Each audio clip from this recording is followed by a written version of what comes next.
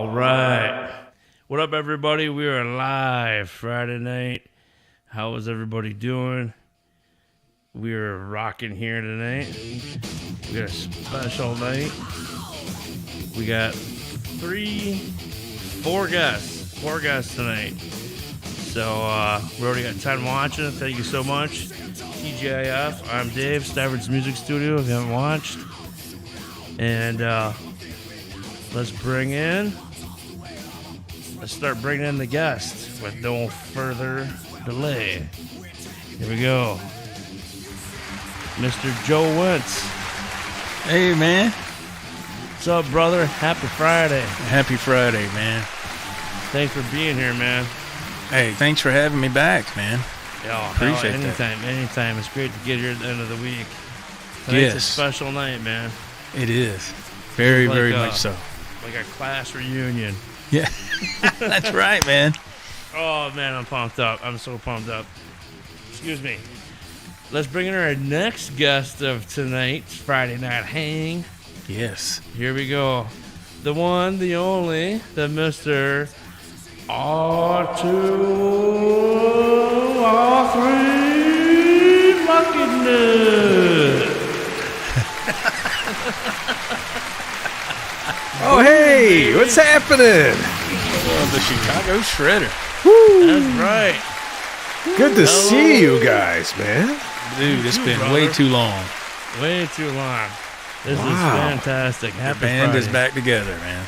Cheers, brother. Right boy. on, man. Oh, I gotta adjust my lights here. Oh, man, but that's not Great. it.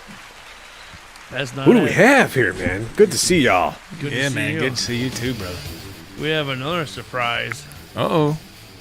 We have a couple more surprises yet. I don't know. This next guest needs no introduction, but he gets a big, big introduction. He is Mr. YouTube, Mr. PHB Jr. Bruce. Mr. Bruce. What's going on, guys? Cheers. Brother Cheers, brother. Bruce, man. Bruce. Cheers, man. I missed you guys. Oh, Cheers, dude, it's going been down. forever, man. Yeah. Wow. Bruce, so happy to have you, man. TGIF. Yeah. Oh, yeah, definitely. Been Yeah. way too long, brother. So good to Right see on. you. Yes. Awesome. Look at that Oh, jam yeah. room, too. Look at them guitars. We'll have to go get them in a little bit. All right, everybody. That's not it. Got one We more. got one more. We got one Oh, more. man. The best for last. Yeah. It's my other metal brother from another mother. The one, the only. Brother from another mother. Jim Guidry. Happy Friday, everybody. Cheers, my Right. friend. What's up, Jimbo? Jimbo, Jim, welcome, bro. my man. Jim's Good to having a see little y'all. technical difficulties, so Yeah, but we're just glad to have him on, man. Yeah, we Yeah, said man. just do the audio thing, man. That just as long as you're here, that's all that It'll matters. work, man. Yeah, it'll work. We know Thanks, you're guys. Because I was like, Jim, I brother. got my phone line hooked up, but I lost my adapter, so I'm gonna have to buy another one. So I'm like, dude, just that's fine. No camera, man. Oh, That's good. That fine. means you won't be Thanks, calling guys. me, harassing me. We're all getting harassed. It's gonna be a long night, Mr. Bruce. Oh man. I got beer. All right. Same here, brother. Same here. Awesome, Well, I'll tell man. you what, gentlemen, this is an absolute pleasure. It's like I said, like a reunion. Happy Friday. Yes, Yeah. sir. Thanks for Yeah. jumping in. And Absolutely, man. Thank you for having us on. Yeah. Oh, absolutely. Thank you. My pleasure. There's a lot of. I feel like I'm sitting at there's this panel of knowledge in front of me here, so this is fantastic. Oh, man. It's just great. So I Oh, hope we know everyone. nothing, man. We know nothing. Tell you what, Nothing I can think see the that. last time I went live, I had my long hair. Yeah, man. Yeah, I'm still yeah. trying to get used to this. You I know know. what? Let's do a quick solo lay on Bruce. Yeah, Bruce, it he's- looks He's a amazing. stud muffin, man. Look at that. Yeah, man. Ladies and gentlemen, Keanu Reeves. And the beard. Yeah. Yeah. Man, how did you get him in here, man? That's amazing. Star power tonight, brother. I'll take that as a compliment because Keanu Reeves is cool as shit. Oh, he Yeah, is he's a cool cool, dude, man. man. He's a Laid back. superhero, man. Yeah. He's a stud, dude. He's the Yeah. best, man. How do you not love Keanu Reeves, man? I love his movie. Yeah, his movies are fun. But I want you to do his best line. Yeah. Whoa. Whoa. Well, maybe we do some Bill and Ted shit. Whoa. He come a long ways, hasn't he? A long way. Oh, Lord, yeah. Keanu Reeves from Yeah, he's. Bill and Ted's. Oh God, yeah. I know, right? The Yeah. John Wick. John Wick, man. I was just John going to Wick. say that, man. Yeah, I John love Wick, those yeah. John Wick series Yeah, movies. he's a badass boy, man. John Wick Wasn't is he in that movie phenomenal. Point Break? Yeah, Yeah, that he was was good, with too. Patrick Swayze. Yeah, Yeah. I never Yeah. seen that movie, Oh, but yeah, John What? was a You great need to movie. see it. Great yeah, movie. You need to see that. yeah. That's one of those movies that just slipped by, man. I never saw it. Man, You're gonna kick yourself as soon as you I'll watch catch it. it in a You'll be like, Why second. didn't I watch this? Yeah, I need to check it out. Yeah, the chat is thumping. I want Yeah, to man. do Got a little discrepancy. I didn't know Quentin James had a wrench. What the? What? I think you stole it. I had a weak Just moment. kidding, I'm brother. just Good to kidding. see you, I'm man. just kidding. I had a weak moment. Wait. Oh, shit. Is he in the chat? No. Yeah, he's in there.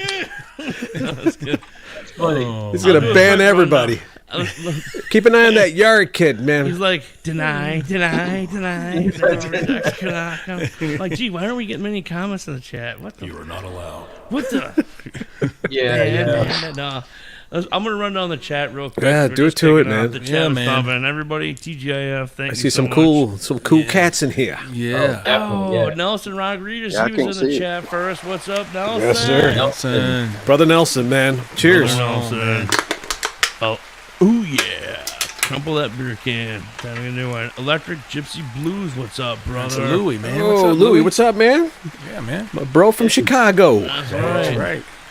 That's There we right. go. Cheers, my friend. I need to change. Give me 1 second. Oh, there. That one's showing up better. Yeah. Yes, sir. What up, Nelson? There it is. Yeah, here is, Pretty man. sweet to see all my dudes chilling out, sharing stories. Good old days. That's right. Right? Yeah. That's what's going down tonight. Brendan, what's happening? Brendan man? Butt Cheeks, Welcome. what's up, bro? Squared, what's up, man? Weird. What did you say, R2? Wow. Brendan Butt Cheeks, man. Oh We'll yeah. make some cool That's you didn't know that? I forget. Yeah. Oh, I mean, right. I wanted you to say it. I was like, what? Everybody knows that. Oh, yeah. Oh, here we go. I got the beard Yeah, back, Johnny Brendan. I Utah, got the right. beard back. You got the beard going, Brian man. said that. Yeah, he was giving me a hard time. It's like, you got to grow the beard back. And here's a new one, Andrew Locks. Did What's I up, say that man? Right? Andrew Knox, what's up, man? Welcome, Andrew. Knox, sorry. I thought it was my I don't have my glasses Andrew on. Knox, yeah. Now I Andrew's can good see that dude, it's man. a K. Sorry, brother. Right on, man. Welcome. Maybe I need to highlight this different too. I'm going to work on that later. I need to keep rolling down the chat. That beard went down too quick. Stafford's in here. All right. What's Yeah, up, I know homie? that guy. What's up, homie? When Here RT we- said he shaved his beard off, I thought he was kidding. Yeah. And then he saw. Yeah, baby face. Then I seen him. Yeah, there you go. Shave beard, balls, and everything. That was Bruce. But anyways, The Manscaped. Wasn't me. Edwin. What's up, Edwin? What's up, what's brother? up, Edwin? Edwin, what's happening, man? My bro. Edwin. Ooh. Here we Edwin's a go. Good dude, man. Good dude. The other show, Mr. R2R3 is on, or oh, you ate one, One, two. two. Right Oh, you here. ate one, too. Brother There we Ryan, You man. ate 1, 2. What's that, Yeah, Ryan? yeah. Yeah, bro. So, woke Yeah, he up. made a comment earlier, John Utah. That's what he was in Point Break. Yeah, Yes. I Yes, figured that's what Johnny that was. Utah. Yeah, Yeah. one of them little quotes. But Yeah. Trinity wasn't in that one, was she? No. Trinity? No. Right on, Well, man. you're thinking about the Matrix? Matrix. That Oh, one, yeah. jumped on me. Here we Can't go. forget the Matrix, man. There he Frank is. C, Mr. Frank, C. What's up, brother? Mr. Yeah. Frank, Frank, cheers, my friend. good dude, man. Real good dude. Quit. Oh Lord of mercy, there he is. the? Man the middle. It's coming, man. It's coming. I'm sending Mr. Quentin James, a little something, a something. little something in the mail, man. Send me Yeah. a few bucks, would you? I'm sending him an interface, man. He needs an interface. Oh wow, that's I nice, just need man. some money. Kids are Money? starting volleyball coming up. Checks in the mail, bro. Checks in the mail. Thanks. You thought I was gonna pay you to be on the show, but you're gonna pay me. I want it in euros. Super chat. Euros. Yours. Give me some fucking yours. Euros. What do we got? Rando. I like those, man. Rando. Welcome. Going Hey, on, dude. man? Isn't that gyros with the cucumber Rando. sauce and the? Oh no, that's never mind. Wait, what? Oh, that's gyros. Wait, well, here's my rim shot. You know Wait a the minute. What the the? lamb meat with the pita bread. You gotta be. Stuff's good too. Oh. Where am I at? Who was the video? I lost the video. I'll go back to the chat. 'Cause I can't Lost run a video? smooth What? show yet. Quentin, What? what we got? Are we caught up? Quentin, Brendan, Rando. Rando. Yeah, I think we're good. Rando. That's a great name, man. So, Yeah, I think we got everybody. Thank think you, we got everyone. everybody? Thank you, Yeah. everybody. Yeah, awesome. Yeah. All right, Shout have out. a great night, guys. See you later. Hey, Thanks for coming. it was fun.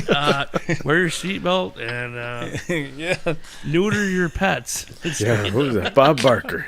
Oh yeah, that's right. Click it or ticket. Hey, what happens if I do this? Click it or ticket. Click it or you go. Ticket for $10 and 95 cents. In the past, I've had so many seatbelt tickets. Jim can attest to that. Oh my god. Oh my God! I tell you, the one that did me in. My wife and I were coming from North Carolina about, I don't know, man, about 6-7 years ago. I was bringing back a refrigerator that my parents gave us because ours had crapped out. So my parents gave us their old one. Had to go across the state line. I was on the way back, man, and we was cruising. And back then I had a Ford Ranger, and there was like 4 or 5 state troopers in the grass median there on the interstate, and I went, whew, come by, man. He come out, woo, woo, pulled my ass over, and he lit my ass up. And it was like in North Carolina, it was like $275. That's And, bullshit, man. In South Carolina, it's only 20. Now listen to the difference. In South Carolina, it's only $25. Wow. But I had like Yeah. a bunch of those. I got tired of paying. How fast were you going over the speed limit, dude? Is that reckless driving ticket? Yeah. No, he got me for no seatbelt. I tried to play it off, but it didn't work. So Yeah, you try to he do said, the. Yeah, I tried to do it like under the arm. I had it right here. It's like, yeah, okay. And he said he just went. And so I got tired of giving the state money, so I started Right. wearing my seatbelt all the time. So. What pisses me off about that, Joe, is I can get on a more. I have a CDL class A, B, C, D, Yeah. and tanker endorsement. But I can get on a motorcycle. You can't be seatbelted, and I don't even. Wisconsin don't even have helmet laws, but you're gonna give me a seatbelt ticket? Yeah, seatbelt ticket. Come Yeah, on, they- come on. Yeah. Yeah. Oh, Let's yeah. get real. Yeah, I got out of a 75 speeding ticket for having my seatbelt. This is back in '93, man, 1993, 30 Oh, years wow. ago, and I used to go visit my girlfriend. She went to Purdue University in Indiana, so I would drive from Chicago to Purdue, Lafayette. No, was it Lafayette? Where's Purdue University? I forgot. Anyway, so I would drive out there. Indiana. Yeah, it was Indiana, but I forgot the name of the town. That's Purdue University. But it was like Gary? it was a 2-hour drive, 2.5-hour drive, and I was caught speeding. I saw the trooper coming my direction, and he turned around, pulled me over, and starts lecturing me about, you gotta slow down, man, blah, blah, blah. I don't know what you guys do over there in Illinois. And I'm like, all right, man, whatever, give me the ticket. Yeah. Just give But he's like, but you know what? This is before there was any laws. He's like, I see that you're wearing your seatbelt. And I go, yeah. He's like, I'm just going to let you off the hook because you're wearing your seatbelt. Wow. I'm like, really? Wow. He's like, Thank yeah, you. nobody wears their seatbelts around here, man. Thanks for, he said, it's not a law, but thank you for wearing them. And have a nice day. I'm like, all right, man, thanks. See you Quentin later. says in the chat, you can't outrun the Popo in a Ford Ranger. You can't outrun a pedestrian in a Ford Ranger. I mean, that's the old one. So yeah, I was not trying to outrun nobody. Yeah, that time I had a Back in the day, you four-cylinder. didn't have seatbelts. Yeah, Right? Yeah, back in the Right. day. That's Hey, all there's just Skyline, man. Skyline in the chat. He's Hey, one of my Skyline. subs, man. What's up, What up, Skyline? man? Had a Thank you, 63 Skyline. Volkswagen Beetle. It wasn't even made with seatbelts. Yeah, well, here's how we settle shit in my town. The Brews here. I mean, it really kicks with those 3-inch mags if you don't have much. Oh shit! Oh my God! That's Oh, like my thunder gosh. going off, man. That's right. A That's what freaking I'm storm talking about. coming through. Dude, whoa. Ah, I could hey, tell well, that video was not in HD, man. No, The one we were alive. It's not. It was, Play that again. Play that part again. inside like 5 years, you want to see some like, 720p. inside 5 years. The problem was YouTube compresses shit and does all this pixelated shit to it. Like those videos were filmed a lot better, but by the time we could get them uploaded, they were Oh, just it takes shit. away Brews some- here. I mean, it really kicks with those 3-inch mags if you don't have much. You can almost see your guys' faces. I don't mind it, man. Yeah. Oh shit! I still got Randall's comment on there. Oh my Yeah, God! hey, dudes. I suck so bad. I'm getting it back. Here we go. But not in the game, bro. Whoops. Edwin says it's 4K minus 2. Yeah, Right. there you go. Yeah. So. Man, that 720p, whatever. Sorry, guys. And we're all doing good. Like I said, I know this is amazing having all of you here. Like, I'm not even sure what to do other than be like, what the hell? Like, R2, you're on like 2 or 3 shows. Joe, you go live. You play live still. Yeah, Jim, man. I talk to you a lot. Jim's been coming up with incredible music. Yeah, Bruce, man, it's great to see you back around the YouTube. Yeah. Myself, Right? I've been off forever. Everyone's happy to see Bruce, man. I mean, Everybody yeah. is, yes. Bruce man. is like, he's like an icon. Well, Celebrity. Bruce has been jumping in certain live streams. And, He has. I was Bruce, flipping out. is that when he Bruce? I was flipping out when he jumped in Dave's show last week. I was like, Bruce is in the chat. I went, wow. Yeah, I remember man. that. I haven't seen What? Bruce in forever, man. Yeah, Right. yeah, it's been a while. Really Yes, cool. I man. think we should go around the horn because I know there's stuff going on a couple of your guys' channels for sure. People that haven't really been caught up to, we're streaming. R2, I believe you're streaming on your channel as well. Joe, you're streaming on your channel as well. Yes, this I am. podcast. Yes. Yes. But just to kick the night off before we get into all kinds of guitar and gear talk, won't you, if you would, give us an update on your channel and everything you got going on in the works? Is that cool? Yeah, who's going first? I don't You, do it Joe. too. Oh, You. okay. I didn't know. I We'll wasn't go, sure. around, Yes, we'll go sir. around the horn here. Around the horn. Oh, hello there. Oh, no, Hi. no man. We what was that? I don't know. That Dave's like, hi. What? Hello. That looks like Rob's music store. Yeah, kind of. He kind of let me slide in here for a while. He kind of did some rearranging, man. But Get out of the alley, you bitch! You're killing me, Smiles. Oh my god. No man, I Smalls. I just been doing the same old thing, man. Trying to do some live streams, upload some content here and there when I can. I am currently working on another little short feature that's in the works right now. I had to go to a location today, and I actually got that reserved, so I can do some filming down there. Very the cool. first week of November, actually the first Friday in November. I think it's like November 3rd. So I had to go meet the owner. Went down there, and very pleasant lady, and she walked me around the premises of the property that I'm going to lease for a number of hours for that day, so I can get stuff filmed. And that was my first time being in there, so I didn't really I was like, how am I going to film this? I don't even know what it looks like in there. So I went and looked. I said, oh, this will work. I can make this work. So she asked me, like, what exactly are you doing? And so I told her the whole thing and told her the whole storyline and how it ends and everything. And she was like, oh, wow, okay. So, so that's in the works right now. It's just something that I love to do, just doing these little projects, man. It's just, to me, it's fun.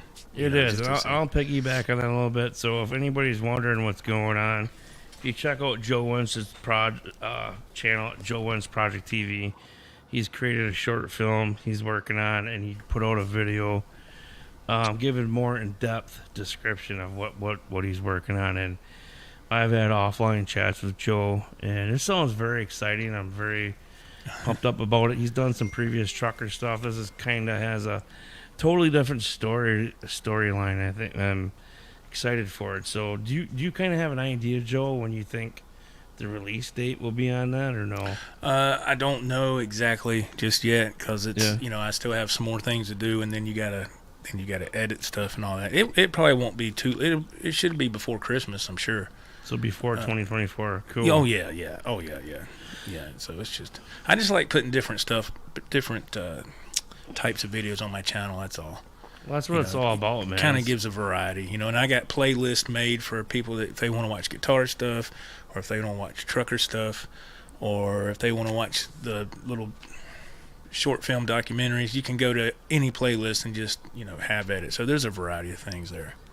Yeah, for sure. And I think that's, if anybody's looking for other entertainment on YouTube, I mean, thank you, Rando. That's really nice, Rando. Thank you, man. Yeah. Rando says he's been a subscriber of Joe since 2016 when he was a guest on Johnny Bean. Great progression for a great guy who has a regular job.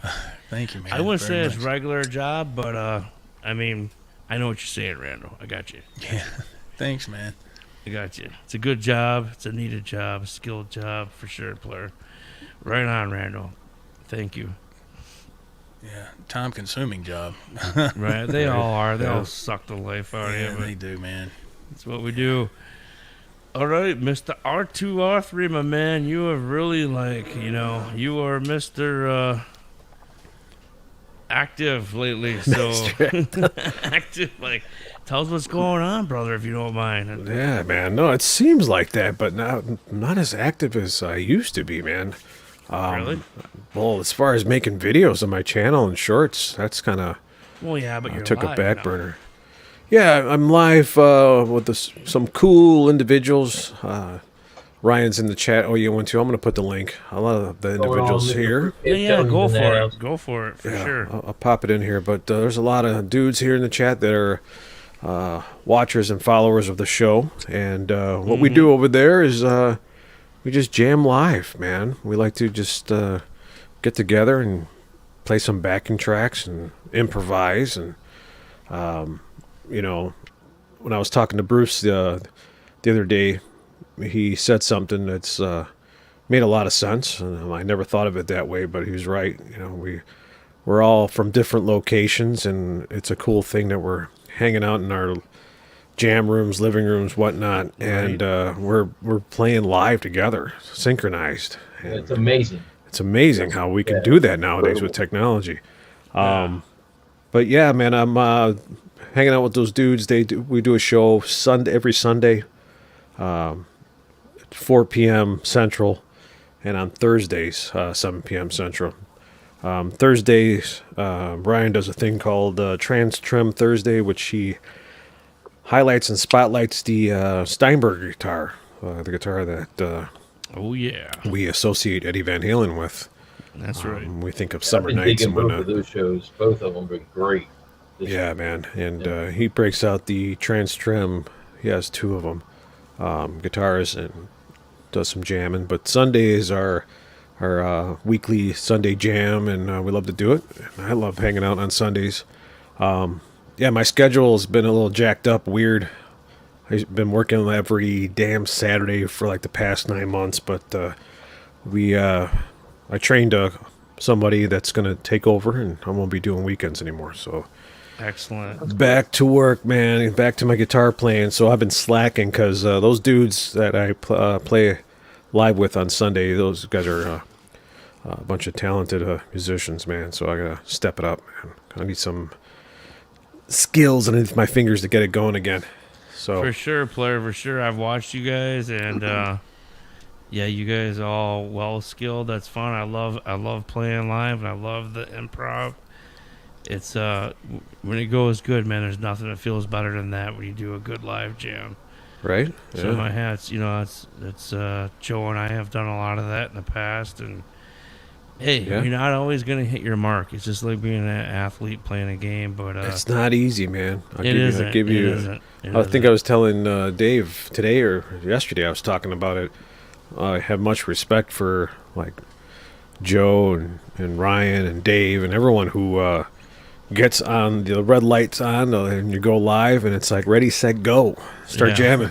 Thanks, man. Start jamming to a backing track and man, when the lights are shining on you, it's Yeah. like you're on the spot and you're going and I'm like, ah. And then you're like, I The messed red up light that takes note, everything. man. Oh my goodness, Oh, man. I dude, should have that's- played this better. No way. But It's just the way it goes, man. It's when okay. when the camera's not on, I'm like letting it loose, like woo, flying. I wish I would have had the camera on, record this. Yeah. But no, like I said, it's It took me it's- a long time to get used to that.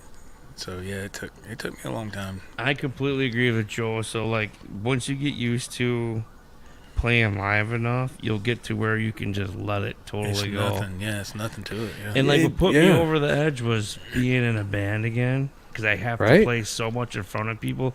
Where Joe's played live on YouTube so much more than me, but for me, I was playing so tight before and so nervous to a degree.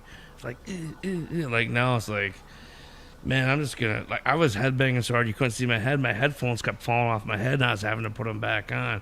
Because it's like, I mean, the little mistakes can happen. That Yeah. can happen. That's the way it is. You And just roll, quit. You don't think about it, just move forward. You move forward. I just remember when you I know? was playing with my band, I used to always tell everyone, as long as you know your parts, everything's fine. And so Yeah, when man. when you were doing things repetitively and you're jamming out with your your band, your friends, it was so natural. I had no fear. Now, what ends up happening is it's I don't have a backing track. It's all improvised, and you're like, go. That's Yeah. awesome. And That's the way it should be, man. there's times, I already have stuff set in my head. I'm going to do this. I'm going to go into this, and then I'll go into that, and then I'll go back into this.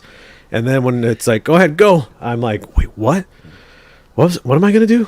I totally forgot. And then you're in that spot. You don't even know where you're at, man. So, man. Just be like, oh, yo, what key is it in? Just all I need to know is the key, quick. What key we're playing, and we're going. That's improv. But I gotta hit the chat real quick, Yeah. man. What do we got here? Is it CC? CC? Yeah, man. How Welcome, you bro. doing? Welcome. CC DeVille. Here's a long-time YouTuber friend I haven't seen in a long time, Magic Jones. Magic Jones, bro. Hey, brother. Yeah, man. Nice to see Forever, you. man. Thank you so much, man. For sure, bro. Check out his channel. He's got Yeah. some good stuff. Killer musician. Man, yeah. Producer, he plays all instruments, sings.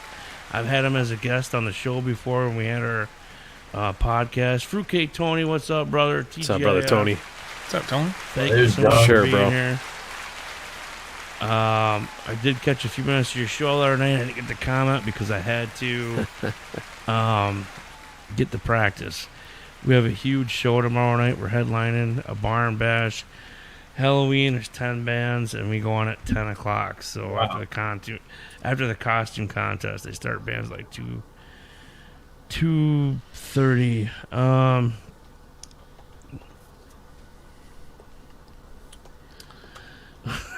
What's Quentin say? Camera doesn't bother Doesn't me. bother I me. just got to remember to wear pants. Yes, Quentin, you do need to remember to put your damn man. pants on. man. That's for sure. That's for sure, man. Yeah. Lord. It's like when COVID lockdowns again. When you say it like that, yeah. Just see Quentin going through the store on one of them carts, free balling it, just in the store, just. R2 cheats. R2, are you a cheater? He calls my tapping cheating. So Oh no, that's not cheating. You gotta cheat on if guitar, I use man. the second hand, it's cheating. No, What's up, John? no, you John gotta- DeShane here. John DeShane, welcome, my man. He's the other co-host from the show, OE812. Thank you so much for popping in, man. Thank What's you. up, Thank Good to you. see you guys, How man. you doing, man? There you go. Thank you. John never wears pants, just like Quinn. Oh, And that's fine, but if you're going to stand up and walk around, turn your camera. Well, usually he has the guitar covering everything, so it's all good. Totally fine. I watched 1999 Woodstock. Red Hot Chili Peppers. Oh, my God. Flea went out there and started doing cartwheels with no pants, no underwear on. So Oh, man. it's all good. You know, I mean, YouTube needs to, chill. All right, so we're caught up there. All right, so let's. Tapping is not cheating. That's right, Magic Jones. No, Yeah, it's not cheating. John says he never wears pants. Should have got up and got another beer. It's overrated. Do you want to? Well, you can get another beer right after this. I'm putting you on the spot right now. All right. You ready? All right, Brother guess. Bruce. It has been what feels like a lifetime since I've had you on the show. Of course, I- I've been away from YouTube for a couple of years. I have away from chats and everything, and Myself included. I've been lurking a little bit though here and there throughout past year or two. And Really, has it really been that long, man? I But, haven't even got yeah. to lurk. Well, I mean, when I say lurk, I mean like I'll watch some live streams, but I won't say anything in the chat. Whereas you see what I look like in the chat now. I like, I'm happy to say hi to everybody because I just that's what I enjoy doing. It makes the live stream so much better when you interact in them, right, and with the people in the chat. 'cause Absolutely, yeah. that's what it's about. You're kind of like having YouTube royalty in my book on my show right now because, like, you are Mr. Bruce. Bruce is like, what? All right, nice. No. I need to, when you said that, we need to hear the horns. No, man. Um, I guess I just came back from a big break, and I'm glad to see you back. I really am. At least What I need to do and what I've been working on is of course playing more, right? I actually stopped playing for a little bit, which was one of the stupidest friggin' things you could do. Man. How dare you? I know, right? but trying to get back into that so that I can start maybe putting out some some videos, some content, whether it be unboxings again, demos, actually playing some stuff. There are some videos of me playing on there, and a lot of them were from when I used to be on the show. Guess that rift. I would look up a song and I'd learn it real quick, and I just put it on video real quick, first take, and just deal with it. Like you can see, it's and a couple of the songs I already knew, but there's some on there that I actually had. I was like, oh, I'll play that real quick, and then I'll go, and my production wasn't the greatest.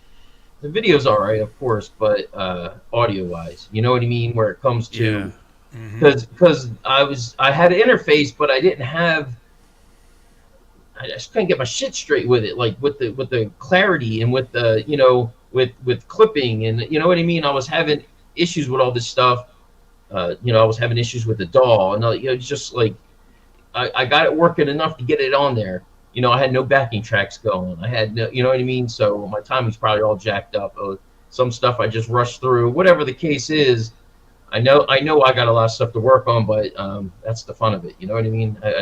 So lately I've been building a pedal board, and I've been getting lost in that. Like, that's just fun. Yeah, dude. That I know you've been working on pedal boards, and sorry, did I get a little low on volume? Here we go. I know you've been working on your pedal board, and they look really good, man. And Thanks. Yeah, cool. like man. I said, it's all a process and a learning curve, and I haven't really had a chance to even look and watch some of the shows last couple of years, so I'm really out of the loop. But when it comes to Guess That Riff, sorry, I got my mind back on track. I mean, half the time, most of the battle was trying not to get a shitty audio take, and then, like, I'll just speak for me. R2 can elaborate, and Joe. But I'd come home Friday night going, what the hell am I going to do for Guess This Riff tonight? And I was like, oh, shit, that'd be a cool riff. So then learn it that night, like, that's a good enough riff to Yeah. Okay, that's good enough take. Let's do it because I'm out of time. I've spent Yeah. between trivia and doing Guess This Riff. It's 3.5 hours. It's time to go live. Time crunch, Oh, man. Yeah, yeah. so Some it's of my videos, I'm just using the camera mic, or I was using that Zoom Q2N, just the mic on that end, because that has a decent mic for picking up ambient, for noise. sure. And I was, just using that for some of the stuff, but playing through, physical amp, and rather than plugging in on a couple of videos. So, but you can do that easier than I can, as far as you already got everything set up right. Like you have set plug and backing go. tracks. That's What's right. that? Yes, Yeah. that's right. Well, if I don't have the backing track, it's a real pain in the ass. Then I got to go through the whole process. So there was lots of nights where I'd come home and I'd have a riff in mind, and I got to go download or buy the backing track or do whatever, put it through a program, strip the WAV file, put a riff to it so it sounded more full, because it was like, I wanted to give the best product I could, but I had less than 2 hours to do it in because I had to do the trivia. Hey man, look, I'm bound to get there one of these days. I'm gonna get there. You guys have quality when you guys put shit out.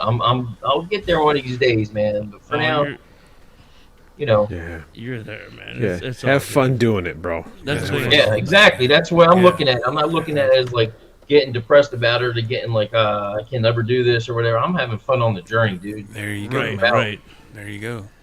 Yeah, it That's kind of sucked when I was under a time restraint. It was like I tried to get ahead of the game and have the riffs done earlier in the week, but there was weeks where literally, and that's where things started. I was doing 3 to 4 hours of show prep on a Friday night before we went live, before we even went live, because during the rest of the trivia.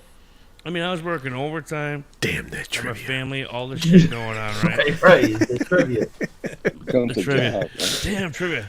Hold on, I'm going to say hi to some people in the chat here, some new people that joined. Dwight, the Hitman. Dwight. Bailey. Yo, What's bro. up, boy? What's up, man? What's up, brother?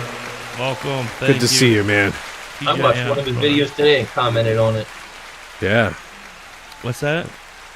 I got watched some- one of his videos today and commented. He's got on some it. cool shorts, too, man. Yeah, I think I've seen someone else in here I wanted to say hi to. Billy Shelton. There we go. What's Hey, up? What's up, man? Yeah. What's Hey, up, Billy? welcome. How you doing, man? Thank you. Billy Shelton. What's up, What's my up? friend? Mark Tanner. There Mark he is. Tanner. What's Yo, going on? Mark. Oh, brother Mark Tanner. Brother What's Mark up, Tanner, my old man. brother Mark. from another mother down there, and Good dude, man. down under, and see John. We said, okay. What's Edwin saying here? A guy from the Grand Ole told me, and the most important parts of the song. Oh, the beginning and the endings is the most important part of the song.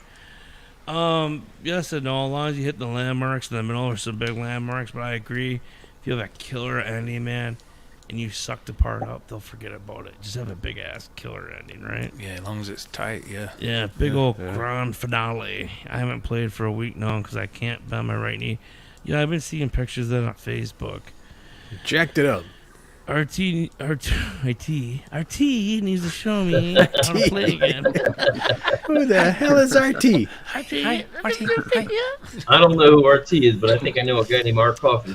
I think I know. I know what an R2 nut is.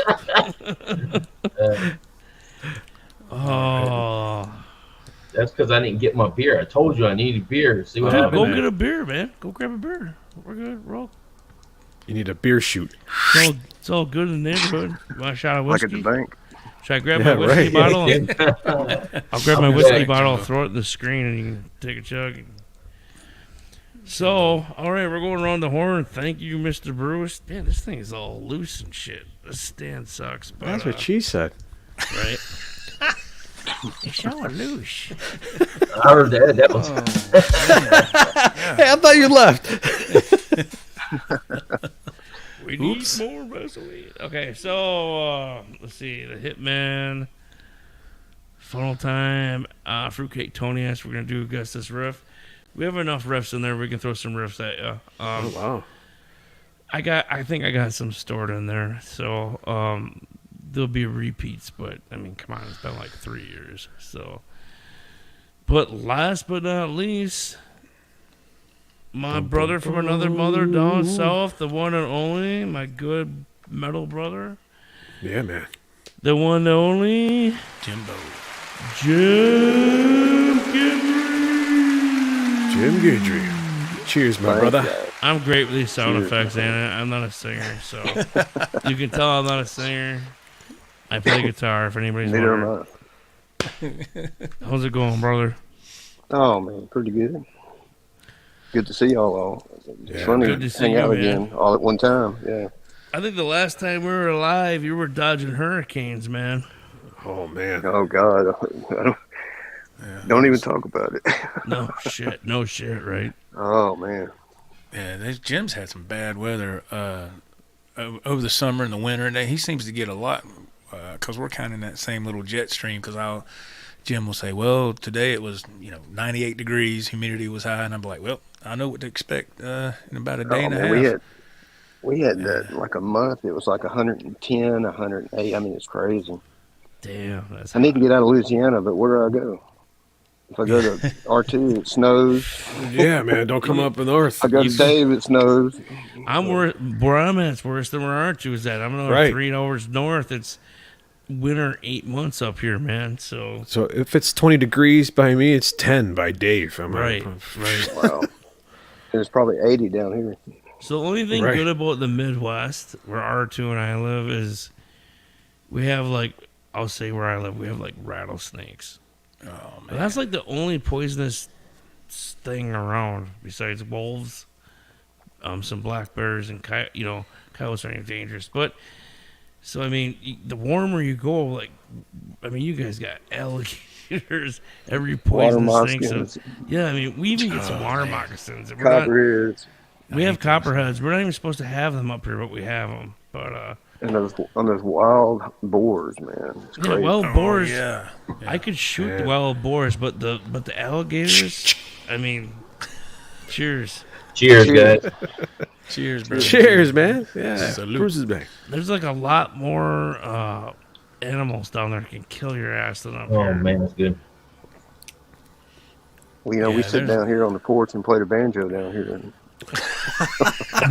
Ding ding ding ding ding ding ding ding ding. Just play some Deliverance. banjo. Oh yeah, look at this. That's funny you say that. I was playing my banjo the other day, and the friggin' tuner come right out of Tuner the came friggin' out? neck, What the fuck? Oh right? man, I'm like, what the fuck kind of glue is that? I was like, God, I gotta tune this with the string on it. I'm holding this you with the play string banjo, on it. Dave? Well, I wouldn't call it playing, but I was playing You ever Deliverance hook it on up to your amp? No, it's I think my grandpa bought it at a garage sale for $3. And That's pretty fucked up, man. so I was trying to play dueling banjos on it, and I'm got all the picks on it. I'm I gotta tune this, and this is it's not crimped, but it's it got the grooves in it.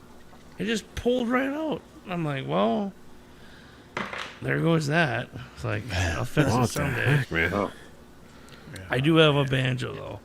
I think it's in the closet now. But Jim, That's cool. you've sent me some really kick-ass music, man. Now I'm sorry, I apologize if I haven't seen it. But do you put Oh, that's someone all right. on your? I've listened to everything you sent me, but have you been putting that out on your channel or no? Yeah, I think Yeah, it is. yeah, Oh, nice. yeah. I have. Jim's got some killer drop seed stuff, man. Wow. So he just sends me the wave file, so I listen to it. So I don't even know what's on your channel, man. Most of it. Yeah, I don't have any Subscribe. of the videos of me and Alex used to, me and my son was playing. And so I've kind of just started fresh, trying to. Right. I'm going to tell you Yeah, what, guys. I'm going to tell everybody. Jim is an incredible musician. So don't think Yes. anything different. I mean, Right. he's kind enough to share it with me and all of Oh, us yeah. here. And I mean, I've known him for a long time, and he wouldn't, he don't boast, which none of us do. But he just kind of keeps it under wraps. But man, the stuff I've seen him do over the years is it's jaw dropping. It's incredible. Yeah, thanks, Joe. I appreciate it, Your man. drop tuning is great, man. I love, like I said. He No, knows and what a he's lot doing, of people man. don't know Jim used to play the drums, and he knows how to play the drums too, not just guitar. He can do that. He can Right. do it all, Sorry, Jim, I man. didn't mean to put you on the spot, but Oh, no, he can no. do it all. Actually, That's Alex, impressive, man. my Yeah. son texted me the other day and said he was going to swing by and pick up those Rollins. And I thought, you mean mine? yeah. You mean my Rollins? Yeah. Wait a minute now. Wow. But that's cool. He can Well, I mean, do you play him, Jim? I mean, do you play him? Not really. Not really. No. Okay. Ever since I broke my hip, I didn't really play. Yeah, so Yeah, I that hadn't makes really that played makes all that. things a little different, don't it? Yeah. Yeah. Because I didn't play guitar for a couple of years when me and Joe was Yeah. collabing on some stuff. Yeah, You Jim know, all and I I did was used play the to drums. And, do songs all the time, man. He'd send me a drum track, and I try to put something with it, and I mean, it was a lot. It was a blast. We were doing songs every weekend, sometimes 2 in a weekend. You That's know, incredible, Yeah. man. It was and I fun. was man. kind of was inactive for a while, and then I just I was having some ideas, and I thought, well, I just add some video to it, and at least I can put it out there. Right. Right. No, it's cool, dude. As long as you're playing, that's Well, all that thanks. matters. Appreciate Man. it. Yeah. Yeah. And I'm working on, finally getting me a jam room back, so I have a place I can actually do Right. some videos at. Right. So I understand. just working on that. Working on that And and you said working. you almost have a jam room done, right? Yeah. Nice. It's just an extra room that I'm finally, for a couple of years I didn't have one, so everything's kind of been jammed in an extra room, and Yeah. That's basically what I did. yeah. Right. Yeah. I miss my jam room, man. That's why when I do Hurricane took out mine. yeah, that sucked, man. But I had to give up my jam room because when I had my my third child, I had to give up the room. Yep. I'm Yeah. like, Right. okay, I guess that's going to be his bedroom. Yeah. Well, There you go. that's when Alex moved out for good. That's when I thought, well, there's my jam room. So There you go. There you go. I reclaimed it. Yeah. Right, right. That's right, man. That's what Al's waiting for today. He could do that. Right. That's why I've been doing the, the plugins and the direct recording. And when we go live, my two co-hosts, they use the full tube 4x12 setup. They mic it, go into the Right. Roadcaster, and Nice. excellent sound. Sounds killer, And yeah. It does. and I'd love to do that, but kids are sleeping. Oh yeah. Yeah. Different circumstances. Yeah. Right, so my wife's doing stuff, and I'm like, I can't be jamming loud. So this is with modern technology, the Yeah. alternative, just to plug in directly and just get the sounds I need. And it So works amazing. that's- Yeah. Did I tell you, R2, I canceled my order on the Friedman? Yeah, we were talking Okay. about that. Yeah, we were discussing Okay. that. You're like, I'm kind of getting cold feet about it. I'm like, yeah, because I was telling Jim, I go, Right back. you start collecting gear. I'm speaking for myself. You collect gear throughout the years, and you don't use it all. I don't have a big pedal board where 40 of my pedals are plugged in all at the same time. Right. And Right.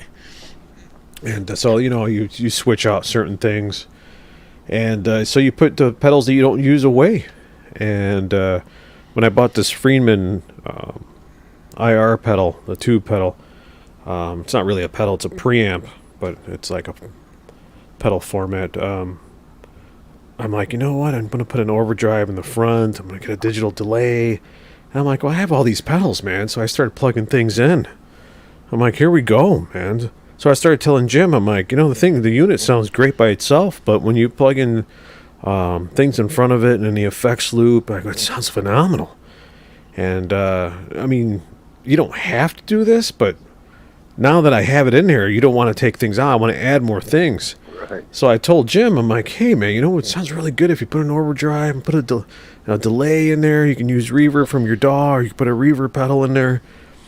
And Jim was like, well, man, I sold all my pedals. I don't have any pedals, and I'm going to have to get an overdrive. I'm going to have to get a delay.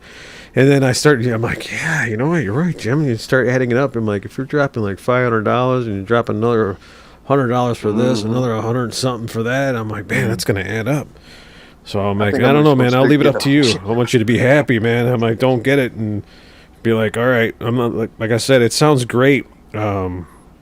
But it's like with any amp, the amp sounds good, but when you start adding color to it, the reverb and delays and the effects, it just livens it up. And the same thing with this. It's a great foundation, but you need to put some stuff in front of it. Bruce, does R2 look frozen to you? Yeah, am I frozen? Yeah, because you're looking to the left, and it's just I was like, what is he looking at for? He's been looking to his left for like 5 minutes. I was like, there's something very There must be a ghost interesting. standing there. I'm looking at the same thing too. I'm like, man, I go, is this? I can hear my audio. Freddy You guys can hear me, but Might have to jump out and jump back in. yeah, I'm gonna jump back in because I looked over to my left because I thought my wife and kids came back from the store, and I'm like, okay, no, they're not home yet. Here, I'll be right back, guys. Well, Somebody screenshot that, please. That looks great. I was like, he's like this. He's like, and I'm like, what's he looking can at? What the hell is this? All right, I'll be right back. All right. Okay, buddy. What did I just add? Wait, I've already removed that. We got some new people in the chat too, Mr. Dave. Do we? They're nude. Sorry. Oh, really? No, All right, how many? Hold on, I'm not leaving yet. new. How many channels do we have? This show's running on right now. Oh my BB God. Main in the house. BB Main. What are you doing? Man, what's going on, man? Hello, brother. What's up, BB Made? Be right back. Let's see if I can Yo, get it. BB. All right, I might need a name check on this one, everybody. Good evening. Spiros, what's Spiro. up? Man? Hey, that's Bozique, man. That's Bozique. Bozique, what's Oh, up, brother. Bozique? He I- changed his name. Bozique. I was about to say, I Brother recognized Bozique. the picture, but I was like, that's what helped me was his profile or whatever. Bozique, what's up, brother? I had to tell Bruce, man. I'm like, hey, man, Bozique is saying hello to you. But his name is Spiros. Yeah. Sandra, good evening. Hey, Miss Oh, Sandra, how you man, doing? all the cool kids are jumping in. Hold on, I'll be right back. Yeah, Sandra, man. I want to get you on the show with us sometime. Being from Wisconsin and the Madison area, I'd love to have you on. Hey, Bozique. Yeah, he says I just switched to using my real name. Well, that's awesome, man. Oh, geez, here's a long time. Six Six string, string, Brian. what is going on? Oh, Going wow. on, brother? Going on. Brian, I finally got it. I finally got Yeah. it. I finally got the guitar. We always talked about it. I finally did. I went and got it. I can show it to you in a little bit. I finally got it, did I, Joe? What's going on with R2 here? Do I gotta fix him, or what do I gotta do? Yeah, I'm trying to drop out, but it won't He's let me. gotta- You might have to Remove take ya. him. Oh, there you go. There I go. What Oh, did there he we send go. in his chat? He'll be back, man. He'll be back. Oh, wait. He's totally froze. Who's that? Mike. R2. Even in the green room, he's just like... He needs to actually leave and come back. Yeah, he's one side. Exit the stream. Oh, man. Jim, how's the weather tonight, man? Is it okay down there tonight? Yeah, it's like 68, 69. Yeah, It's nice, supposed to man. be hot like next. Look, I watch this guy, this weather guy on YouTube named Ryan Hall, Uh-huh. and he's pretty accurate. Oh, I've And seen he's his talking about channel. we're He's- supposed to- we're supposed yeah. to have a Arctic blast coming in the week after Really? Halloween. Yeah, and I know y'all what that are all means. in it too. That means we're gonna get it too. Yeah. Well, that's Y'all so gonna get it weird. before I get it. You're not a whole lot warmer than us. We're like probably 60. I thought you guys would be It was a lot 91. warmer. It was 91 today. Well, we had a high of What? like 63 today, I think. 64. Yeah, 91. Damn, there's 91 down there. We didn't get nowhere close to that. No. No, it was And like, it started out like 56, and then it got good 91. God. Damn, man. See, he got some It's crazy. effed up weather down there, man. Damn. That stuff is crazy, man. I thought our stuff was bad. He's got me beat by a landslide. Oh, there he dropped out. Okay. Yeah, he's going to completely drop out. Don't be a dropout. Yo, guess I got something coming tomorrow from the Van Halen store. Uh-oh, Nice. get out of here now. What you Uh-oh. got? T-shirt? I or ain't telling. I'll maybe do an unboxing. he said, I ain't USA. This is what happened at Bruce's house. You just put your bitch ass shit. Hoe ass nigga. I knew you been stealing my shit. Broke ass nigga. Yeah. Broke ass nigga. He shit his pants. God damn. Put your bitch ass Broke shit. his fucking Ain't arm. laws on the way. Fuck shit on myself. He shit himself. I'm not there. Bitch, what you call I'm it? not trying to steal it. I'm just trying to borrow it. I'm from next door. I'm from next door. I wasn't The trying to ski steal mask your on. No, I wasn't stealing it. From next door. Yeah, I wasn't stealing it with the ski mask on. From next door, Booby motherfucker. trap, nigga. Ex-military, nigga. Marine Corps, nigga. Booby trap, motherfucker. Bitch ass nigga. Get your bitch ass down, wait for the law, nigga. I'm just, Should've killed you. Oh, no, my bad. crap. I'm gonna bring that package back. No, fuck all I that, would have nigga. killed him. He said he lived next door, so I bet he won't get no trouble out of him no more. God No. dang, boy. Son of a... Anyway, I guess we'll make a beer run. I'll be right back. All All right, brother. I hear you. I was hoping it would be here today so that I got, busted out on the show, and it just didn't work out.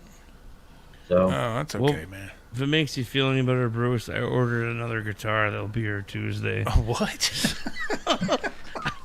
I wanted it for the show too, but it's not. Oh, man. Well, I gotta try to catch Joe. It'll take me 35 years. I'll catch Joe. 30. I'm trying hard. You You know what I mean? crazy, man. There we go. All There right. he is. Now he's, There we go. now He's he's back. over there. He's back. Back in action. While we were gone, I showed a I clip. saw that. When it popped up, I saw the. That's what your bitch ass get. Get your bitch. It's like, damn. Oh, some of our regulars didn't forget how raw the show was. Here's what you do if your neighbor does The that. bro is here. I mean, it really kicks with those 3-inch mags if you don't have much. I like how the camera shakes when the gunshot happens. You know why the camera shakes? Is my Hell yeah, daughter. 'cause My daughter was it was holding loud it. as hell. Yeah, my daughter was holding it. And she jumped. Just boom, ah! Yeah, I would have too. She was on the 4-wheeler filming. I'm like, here, film this. She's like this huge wasp nest in my light pole. Oh man, Jim went to get a beer or two. Should I? When he comes back, we can dial up some. I can dial up some. Guess this riff. I know people kind of want to. Yeah, that's been a long time. I know you got some in the The archives, man. Thank you. The jump archives into there. the vault, man. Oh, what's the amp behind me? That is my Randall Halfstack RMS 100 watt that I currently don't use. I use the EVH Iconic, but that is Yes. that amp behind me. I changed tubes in it a couple times. I have Russian tubes in it right now, but that was my main amp for almost 20 years, and I'm too old and too lazy to drag that big, heavy lunk around, so I got a 40 watt EVH 5150, which is a monster. It's still heavy. Still heavy. That sounds incredible. And our last, we played a car show a week ago on a Sunday. I took my Spider 3 Line 6. I didn't want to plug my pedals up and stuff, but Yeah. so I just took the easy way out. But yeah. But anywho, Good to see Brian, man. yeah, it's good to see Good Brian. to see man. everybody, man. Yeah. What I was telling you, Brian, is I got that guitar we always talked about. I get questions. Here's my two main questions I usually get asked every single time I go live. Did I get my PRS yet? Or did I buy that Zach Wild guitar? So usually And all the above. all the above. Yes. So even though I have had the PRS guitar that I custom ordered for like 3 years, I still get asked that time to time. Come on, you got to break those out, man. Huh? You got to break those out. Right. You want to see them, you mean? You know what it's- yeah, break them out, man. Break them out. Whatever. All right. Well, should we do guess that riff first? It's up to you. Sure. I always enjoy seeing that Zach Wild, man. Well, it's in the case, so I don't. Oh, yeah, that's Dude, the Holy right. Grail. the Holy Grail. All right, so let's do guess that riff first. Tony, few people in the comments were hoping we were going to do that. So I got some in the archives. So no particular order. Here we go. And we all good with this? Here we go.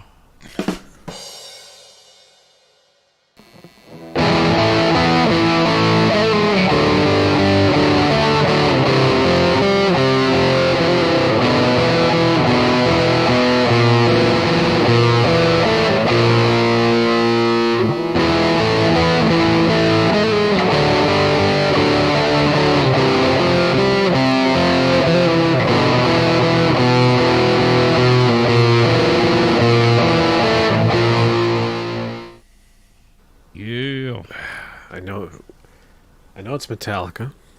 Yes. I know it's from Justice. Yes, you're like right on the money. Wow. Justice for all. Can't remember the name of the song. Justice for all. Yeah, that's it. Oh, it is? Yeah. 6-String Brian said, yeah.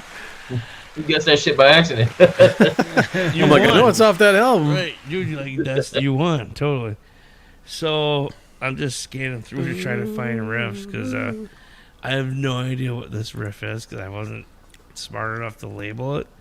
But it says R2 riff, number 1, April. Of what year, man. I have no idea. Here we go. Oh, no. Here we go. Oh, yeah. Uh-oh.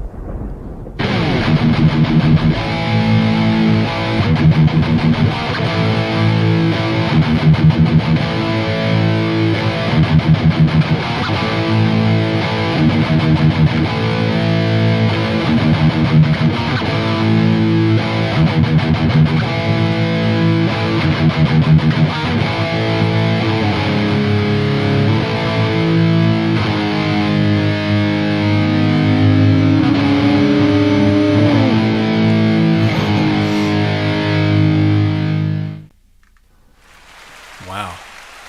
The tone was incredible. Dun, dun, dun, dun, dun, dun, dun. It's those P90s. 6-String Brian says Sabbath, Bloody Sabbath. That's right. It's dun,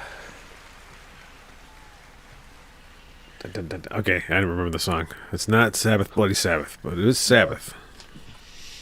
So it is Black Sabbath. It is Black Sabbath, but Can't remember. I remember the name. I remember the name of the song. It's. I just want to see if anybody remembers it. Ryan says didn't know R2 is left-handed. Yeah, that was for Tony Iommi. That's because there we go. Yeah, that's why I did that. Left-handed Very for a slick. couple months. Very slick. the old trickster. The old Tony miracle Iommi. trickster. Got to play it left-handed. Yeah, there you go. Next thing you know, he'll have a glove on. Wait, that wasn't Symptoms of the Universe. You was it? got it, Yes, Bruce. yes, Boom. man. Ding, ding, Oh, I ding, love ding. that. Bam. Brother Bro. Hey. Whoa, baby. Right. Bruce is on Nobody it. was guessing it, so Bruce has another gift from the Van Halen store Oh, coming up. shit. Now I lost where I was going to load the next riff. Here we go. See what this is. This just says number 2, Joe's Riff Rob. I don't know what that means, but here we go. Uh-oh. Lord. Back then, it was a reminder, and I have no idea what it Right means. back.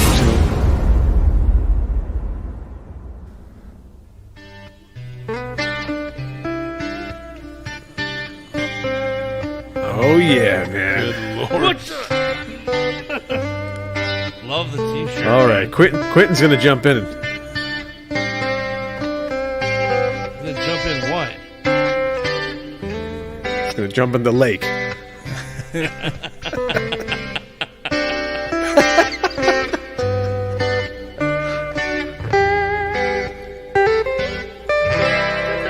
Quentin's grabbing a tissue right now. Is his knee crying? This says Riff 3, fuck Rob, R2. What's this one? Oh yeah, man. I was in the P90 mood back then. I need a P9 What's- guitar in my life. I I do. gotta cut that up. Anybody cut Joe's? Oh, yeah, they got that. They got it? Okay, here we go.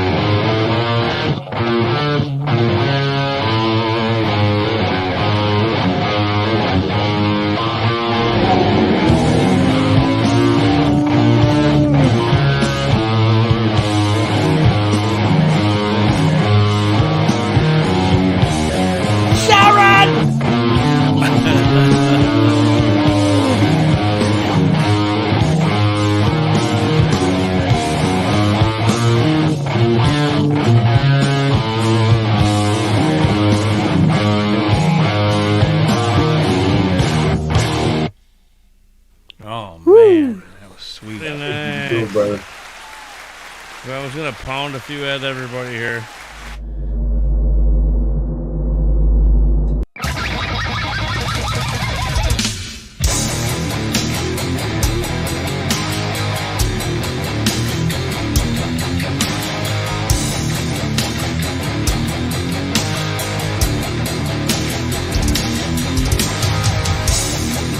Yeah, think quick.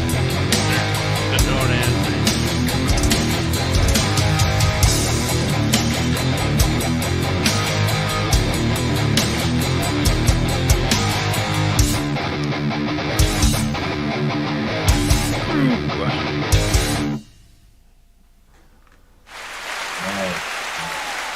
All right, everybody, let's guess that riff.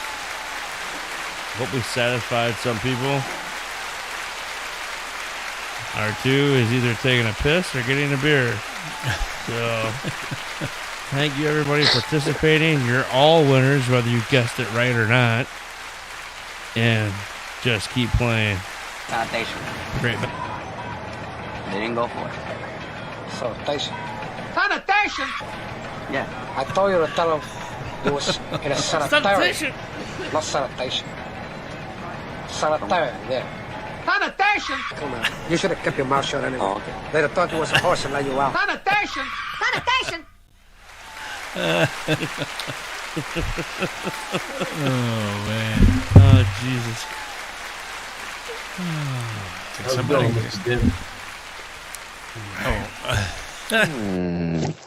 Huh? How did these get up here? Bad. Ah, Nichols! Oh, Nichols! Oh, damn it! Do you think I'm ever going to be able to have... God This is the shit I used to send Dave on WhatsApp. Oh man. We have too much fun in WhatsApp. Okay. Oh, there's 46 new comments since we started the Guess This Riff. New level. That's right. It said, damn, you're the best guitar player ever, Dave. Thank you, guys. Thank you. I was kidding. Yeah, best I just made best that one up. playing on YouTube. Oh, the Zach Wild Olden. I have the Zach Wild Odin Schecter, and I have the real Zach deal. Wild Holy Grail, real deal. The dog Here paws goes in Jack there. Gibson Les Paul Custom.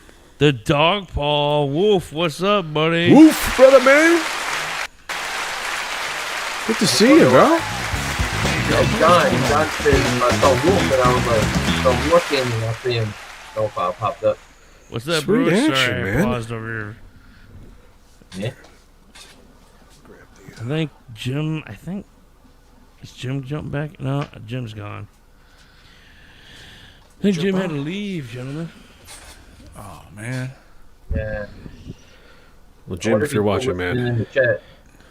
Hey, R2, did you try to share something earlier and I was going to share it? Did you send something? I sent something on WhatsApp, but I was just, I don't know. Oh, okay. I was just being silly. Okay. Mike Esensolve, what's up, buddy? Hey, Mike. What's up, bro? That's my neighbor. Long time.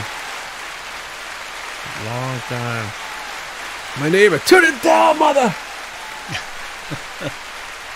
That's right. So we can do some, yeah, so I ordered another guitar, and it was supposed to be here on Monday. Uh-oh. Do you And, have, can you look it up and show us, or are you gonna wait? I'm gonna wait because next weekend we're on the radio. We gotta go to FM radio station next Friday, play a half-hour live show, interview for a half hour, and then we got a 3-hour show, Halloween show to play. And tomorrow night we're headlining. So then after that, I'll go live again and then show everybody. So I'd rather just show everybody than So but. two Fridays from now. Yeah, it ain't. So, like, tomorrow night I wanted to go on Joe's show, but we're headlining a bar and bash Halloween. Right. I think tomorrow night, but it was supposed to be here on Monday, and my wife calls me up. She's like, so I have my own, I have a separate, we have like 3 banks. I have a separate little checking and savings account. She's like, oh, something's wrong with your card. Like, what's the number? I'm like, blah, blah, blah, blah, blah. Expiration date 5/29. I'm like, no, it's like 5/25. So she put the wrong expiration date in, and then it got delayed a day, which wouldn't have mattered. I couldn't have had it by today, but yeah, they still have FM radio Dogpaw. It's not a big station. They got like 30 to 40,000 listeners. It's not that big, but they do a lot with musicians, and Promotion is promotion, man. yeah. You know, want to trade your PRS with me, Dave? I have 4 of them. There's one I would never trade, but what do you got, bro? What you got, man? What you got? What you got? I'll tell you what. Brian's got some good gear. Should I do some show? Oh, Brian's got excellent gear. Should I do some show and tell? Yeah, man. Sure. Oh, yeah. We all love gear here. Well, if you guys got anything, go ahead and take it away. I don't know what a good segue is to why I go get a beer and grab my guitar, but I know I want to go grab a beer too, so maybe we do the beer thing first. We can let Alan and Joe run the show. We got it. We got it here. So I know they definitely got it. So Brian asked what PRSs I have. I have a artist package custom PRS. Yeah. That I won't get rid of. It's got 24 karat gold on it. It's got the German Floyd Rose, Brazilian rosewood fingerboard that if you fly out of the United States with it, you got to have papers on it. You'll get tackled. It's apparently it's such a rare wood, it's illegal. I would say that guitar is probably priced at $7 to $8 grand. It's got the top 10 mahogany, the real curved maple neck, and then I got a 2000. That was like a 2019. I have a 2017 PRS Custom 24 with the PRS tremolo, and you know that's anywhere from $1,300 to $2,000.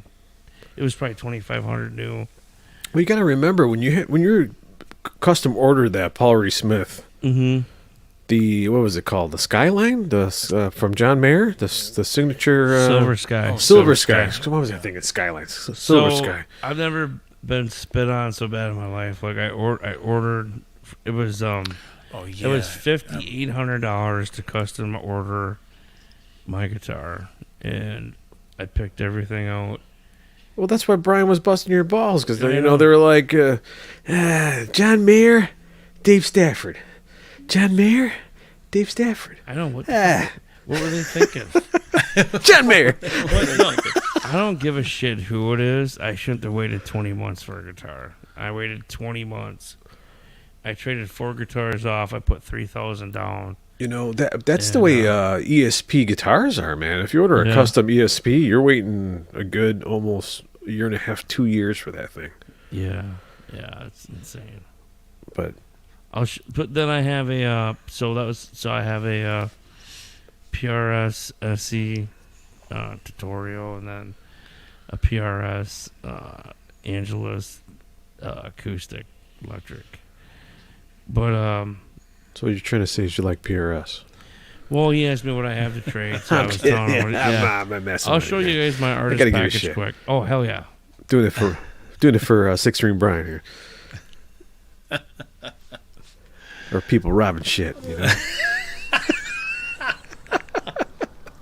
What the hell's PRS stand for? Get your ass in here. People robbing shit. So right here, what I have in my hand. Oh man, this is a $7,000 to $8,000 PRS. Ooh. Oh man. So whether you like PRS or not, I'm just telling you, this is Brazilian. Rosewood on the fingerboard. Fretboard. And you cannot see the beauty of it through this camera with purple top. Even the inlays are nice, man. They're special. They're special inlays. They're not your regular run of the mill. They're like the opal jewelry kind of inlays. The 8515 pickups and that gold, all the gold. Floyd Rose. It's all 24 karat gold. Man. The binding is absolutely amazing on it. Right, it's the actual thickness of the maple top. It is. Right. Sure is. I want to see the flame in the back of the neck. Yeah, look at that. Well, see? hopefully the camera can pick it up right. Yeah, So it's that so nice. flamed. We call that here filet mignon. It's so flamed. It's incredible. And it's Nice, complete man. smooth, no lacquer, no anything. And I paid Yeah, almost $6,000 for this guitar, and it's actually went up because of between the gold and what it is. But the flame is absolutely amazing. It plays great. But this one, I probably want. This one out of the 4, I probably. And it's a floating Floyd, right? Because it's recessed in the Looks yeah. like it. Yes. Yeah. It is. It is. Like I said, I can take that plate off, but yeah, it's a floating. It's the probably the most expensive. Yeah, it's a floating. Yeah, there you go. It's 5 position. Yeah, man. 5 Selector position switch. selector switch. Yeah. 5 positions. That's cool. I like that better than what they used to have before. They used to have the knob, Oh. the dial. You can kind of Yeah. like turn. It almost looked like a toe knob, but it was like a 5. Right. Oh yeah. So Selector switch. I ordered everything on this how I wanted the top, how I wanted the smoky blend in with the binding, how I wanted it.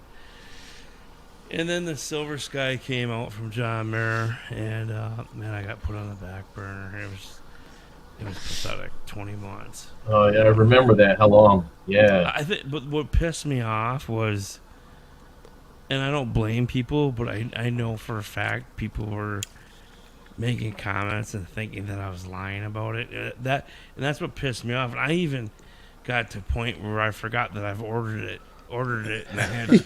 I know, and then you get an 50% asshole down. like me going, "Hey, man, Right. you get the guitar yet?" And you're like, "You fuck." Oh yeah, and I put 50% down on this fucker when I ordered it. 50%. I remember you going there to say something about it, and then you go there, and then you come back, and you have all this swag like a hat and a keychain. And you're like, I don't know what happened, but it's not done yet. Well, Paul Reed Smith sent me. Yeah. He sent me his autograph, a $30-$40 PRS book, History of PRS. He signed it. Dave, fuck you. Here's my autograph. Here's a photo of my balls. Right. Fuck you. I'm gonna teabag you if I ever see you. There you go. And he's like, just sit down, son, and wait your fucking turn. I'm gonna teabag you. But, so he gave me that, and he gave me a guitar strap, and and I mean, so I was like, thank you, sir. And, Thank you, sir. And you will like it. It was good for the mind, body, and soul. May I have another? Thank you. That was good for the mind, body, and soul. May I have another?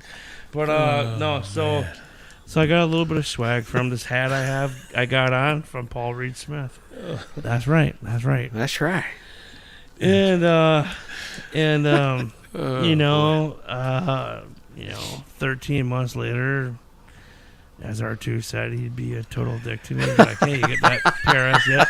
Quentin James, fucking 4 years later, I still get asked if I have it. Six string, of course. Yeah, 6 to 10 It was years ball later, busting material, man. I'm still getting asked if I've gotten my PRS, and they're ignoring it right now that I'm showing it. Right. Guys, can you see it? Can you see it? They're in the kitchen making a sandwich right now. They're going to come back and like, hey, did you get that guitar yet, man? They're like, fuck him, that ain't it. That's not it. You know? But I got really upset because the most embarrassing thing to me was it had nothing to do with YouTube. As I was getting involved in YouTube, I already ordered this guitar, so to speak.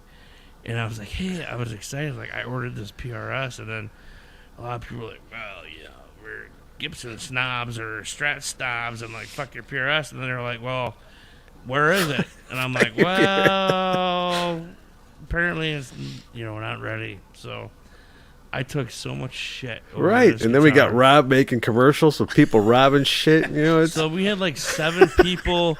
We had like 7, 8 people in our WhatsApp group. And everyone's like, our PRS is worth it. And Gibson's better. Here's my Super Strat. Here's my $300 EVH guitar. Here's my Kramer. Here's got Brazilian Rosewood. And where's your PRS? Yeah, blah, blah, blah, blah, blah. I'm like, you know what? I think I kept my cool pretty good because Oh, man. I took a lot of shit. But the less I'm gonna tell everybody watching, if you custom order something, don't even fucking tell anybody. Don't tell anybody. Right, just wait until you surprise get them when you get it. Don't tell anybody that you made an order because they ain't gonna believe shit unless it's in your hand. So, and I know as much as R2's my friend and everybody, I'm sure I would have thought the same way. But I mean, I literally waited 20 months for this. Right, man. And I was so pissed, I almost drove out to Maryland. And I'm like, what the fuck is going on, Paul? He was like, get this guy out of here. But, Security? I mean, looking back, it was funny. I heard so much shit between cheap Gibsons, and cheap Strats, and Telecasters, and all the other garbage in between. I heard so much trash talk about how fucking great all these other low-end guitars were while I was waiting for this. I was like, okay. And people were like, where's your blah, blah, blah? But, okay. Not from you, Brian, or whoever I'm talking to, just in general. I was in a pretty big group of people, so I was, yeah. But hey, you got it. You got it, and that's all that matters, man. It only cost me $300, so it plays great. No, it was. Was it worth the wait? Absolutely. This thing plays like a. If you're a good guitar player, this thing's amazing. Let me tell you. If you're not a good guitar player, you'll be amazing. I mean, thing just kicks ass. I'm just flat out telling you. I adjusted the truss rod because of I'm in the Midwest. I adjusted the truss rod, and I mean, this neck is like, it's looks nice, man. It's so smooth. It's so nice feeling the thickness of that neck. I mean, if I had to compare a Wolfgang to, I hope I don't piss any Wolfgang. I mean, calm down, everybody. But there's a lot of similarities between the neck length and frets, how far apart they are in the higher end PRSs. Like a Wolfgang to me, they're fairly similar in comfortability and to where the reach is in between frets. Well, now, when you go to sorry, go ahead, man. No, when you go to SE PRS, the frets seem to get spread apart more. But when you go to a higher end PRS, it's more compact, it seems like. And like the frets are a lot, they're like closer, like a Wolfgang. Similarities. Because I've tried both and I see the similarity a little bit. But those are special scale lengths. Those are 25s, right? And I know they say that, but from 15 to 17 is very, very close versus on my SE, they're spread farther apart. And they say it's the same scale length. That's what throws me, Well, maybe did you order it with a, you know how Gibson Les Pauls are. Just take a look. See what I'm saying? 24.75. The Fender is 25.5, and then the Paul Reed Smiths are supposed to be 25. You see how That's close like what? Is? Yeah. That's close as shit, man. That's so easy to So it might be a shred on shorter that. scale length, man. That's what I'm thinking. When Joe was making he was doing a project guitar, and he ordered a body and a neck, and then when he put it all together, he said that it wasn't lining up as far as the sense where the intonation, the harmonics, and The I said, harmonics were off. right when he was telling me that, I go, you know what, man? I go, I think you have a different scale length neck. You may have like they would refer to the Les Paul scale length and the Fender scale length. Mm-hmm. PRS came in and they went, I'm going to go in between. Yeah. I'm going to go and do a 25 scale length. Mm-hmm. So you may have like a Les Paul style scale length. So 24. It's even at 20. Yeah, it could be 0.75. The frets are way closer than the PRS's SE. You know what I mean? Yeah. From 15 to 17, that is close. Mm-hmm. You see what I'm saying? It's not a big stretch. Yeah. It's not a big stretch. If I go grab my SE, let me ask you something. It's a big ass stretch. When you ordered it, did you order it with big jumbo frets? No. No. Okay. Medium jumbo. Medium I jumbo. don't remember, dude. It was like Because you can get, like 2017 wide, when I ordered it. small, I tall, think and Dave thin. ordered the big ass stretch. And don't get me wrong. I mean, and that doesn't bother me. But I mean, here's the 12 fret, and I wear like extra large gloves, but my hands aren't like super big. Very easily right here, 12 to 15, very easily, which I know. Okay, 12 to 17, no problem. I mean, it's just, you know what I mean? Yeah. It's a really nice reach. It's very similar. This neck is very similar to probably a Wolfgang. I don't know what their scale length is. Well, the Wolfgangs are like the Fender Strats, the 25.5. 20, yeah, 25 and a half. I don't know, but to me, Wolfgangs are really the frets are close together. Because my SE PRS, if you go in the register of 12 fret and higher, like they're way far apart compared to this. Maybe it's all in my head, but I just know from playing. No, it could be just. I know what you're saying because, like, on the Wolfgang, I'm looking at the Wolfgang made in Japan that I have here, the special. Mm-hmm. They're stainless steel vintage frets, meaning they're smaller frets that Eddie decided to use. They're on the USAs and the Wolfgang. So the spacing in between it seems a little bit wider and bigger because the frets are shorter and thinner. Right. Whereas the standard or my Jacksons, they're jumbo frets, so they're bigger, they're wider, and so it kind of makes the frets a little bit smaller in a sense with the spacing in between because the frets are a little bit bigger. So that's why I was wondering, if you had like when you ordered it, you may have ordered it with the jumbo frets, kind of like the ESPs and the Jacksons. They're huge. Yeah, I didn't. To my knowledge, there was nothing extraordinary about the neck length or the fret spacing or anything like that. The frets, so I don't know, but it's really, to me, it is definitely. If we ever hook up, I'll bring my SC and you will feel when you play it. You will physically feel the difference, or it's like shit.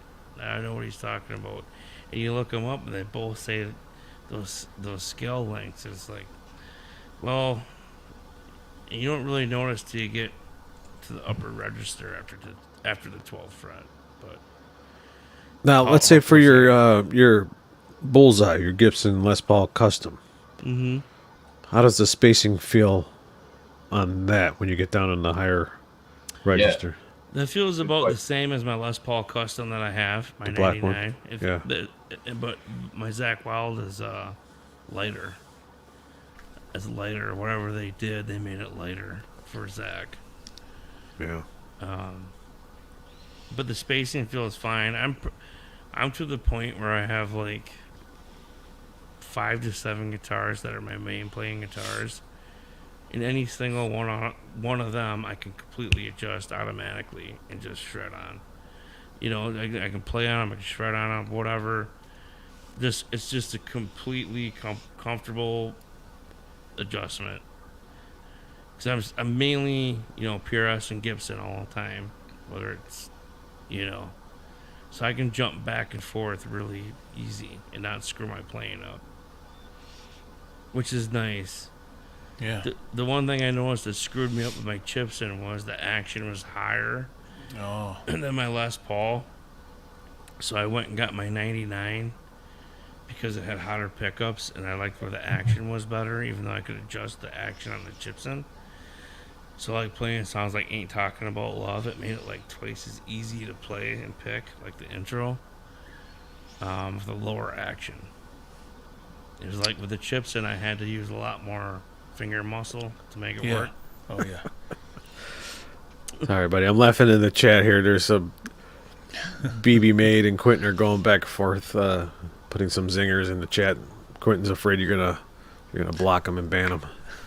No, what do you say?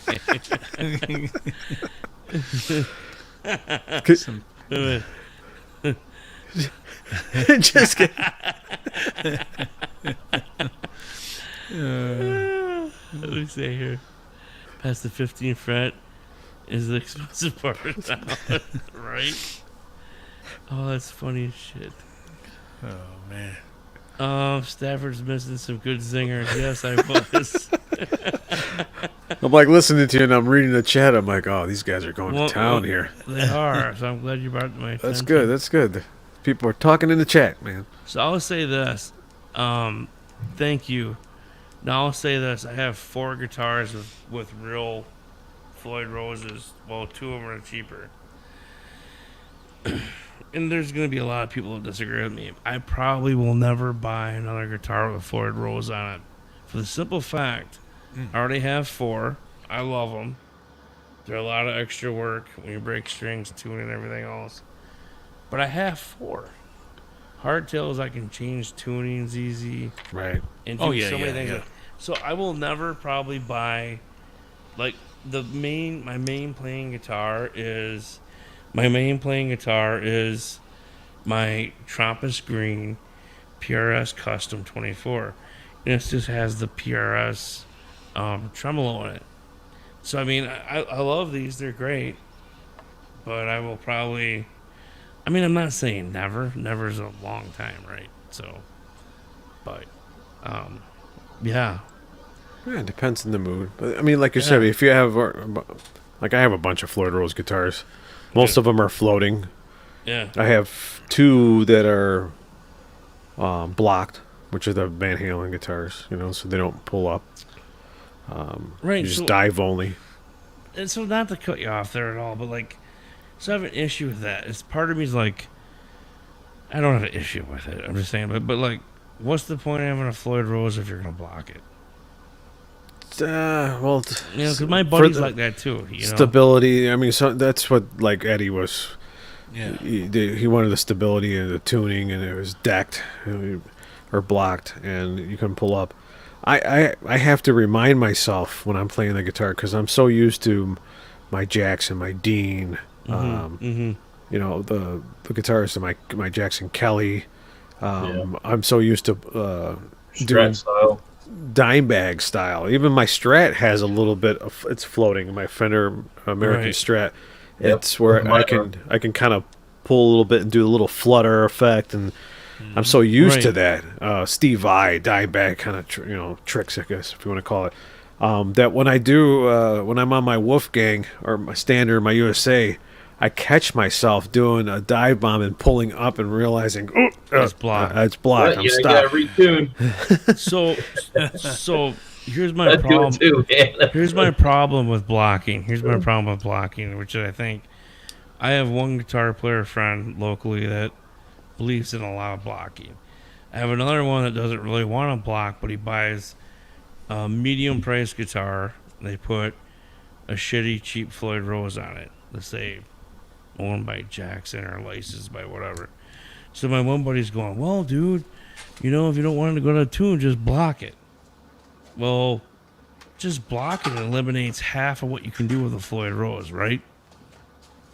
So I'm going, how about just spend $400 and get a real German Floyd Rose, turn that $400 guitar into $800 guitar, and have a Floyd Rose on there, floating Floyd Rose, that you can do anything with. Because I get it in your situation, R2, with the Van Halen and this and that. I get that. But in my buddy's situation, it's like he bought that guitar wanting a Floyd Rose. And every time you do a dive bomb, it's going to go out of tune. Just like my Jackson Dinky. Those Jackson Floyd Roses, most of them are shit. Yeah. Some of them are, yeah, so you got to do it like Joe does. I mean... upgrade the Floyd. Yeah, upgrade the Floyd. You don't necessarily need to get the German Floyd Rose. You can get a Godot. The Godot. Yeah.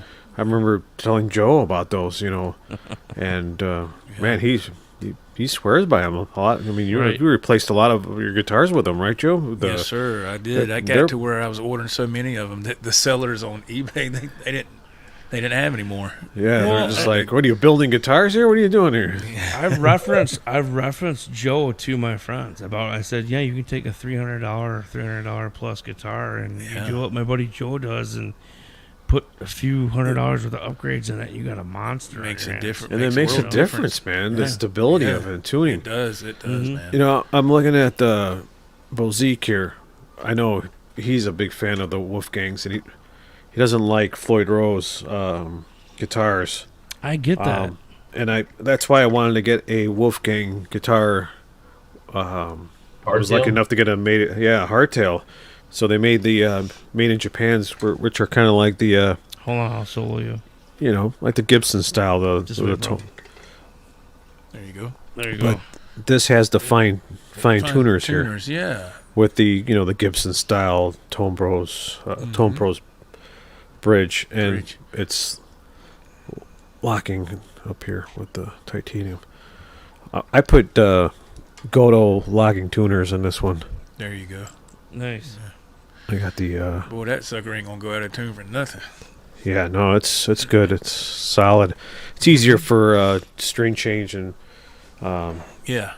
just Yeah. putting the string through, locking it up, tying it, up, boom. and there, wrap it, and you don't even have But once to wrap this thing is locked up here, these fine tuners, man, this is something that Gibson used to do with their, I want to say like their Les Paul Supremes, their old Les Pauls that they used to have the bridge like this and the fine tuners. And I think that was a great idea that Eddie did for the people didn't want to do the Floyd Rose. So, I like I use this one a lot because when I jam with those guys from Ryan's channel, we're tuning down, tuning up.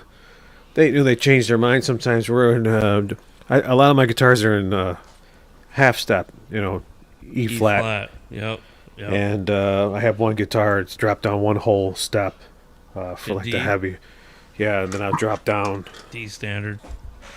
But, they want to go to E, and I'm like, oh, all right, I got to find a guitar that I can do that with, and this is just easy for me to do, just to tune up, lock it up, boom, done. Now I'm back to E. And when I do that with the Floyd Rose guitars, if they're floating, it's a lot of work. It's a lot of work setting up, and you basically gotta leave them wherever adjust the claw on the back and do the balancing act. That's why I play all my stuff in 440, man. 440, yeah. That's why leave it in standard, yeah.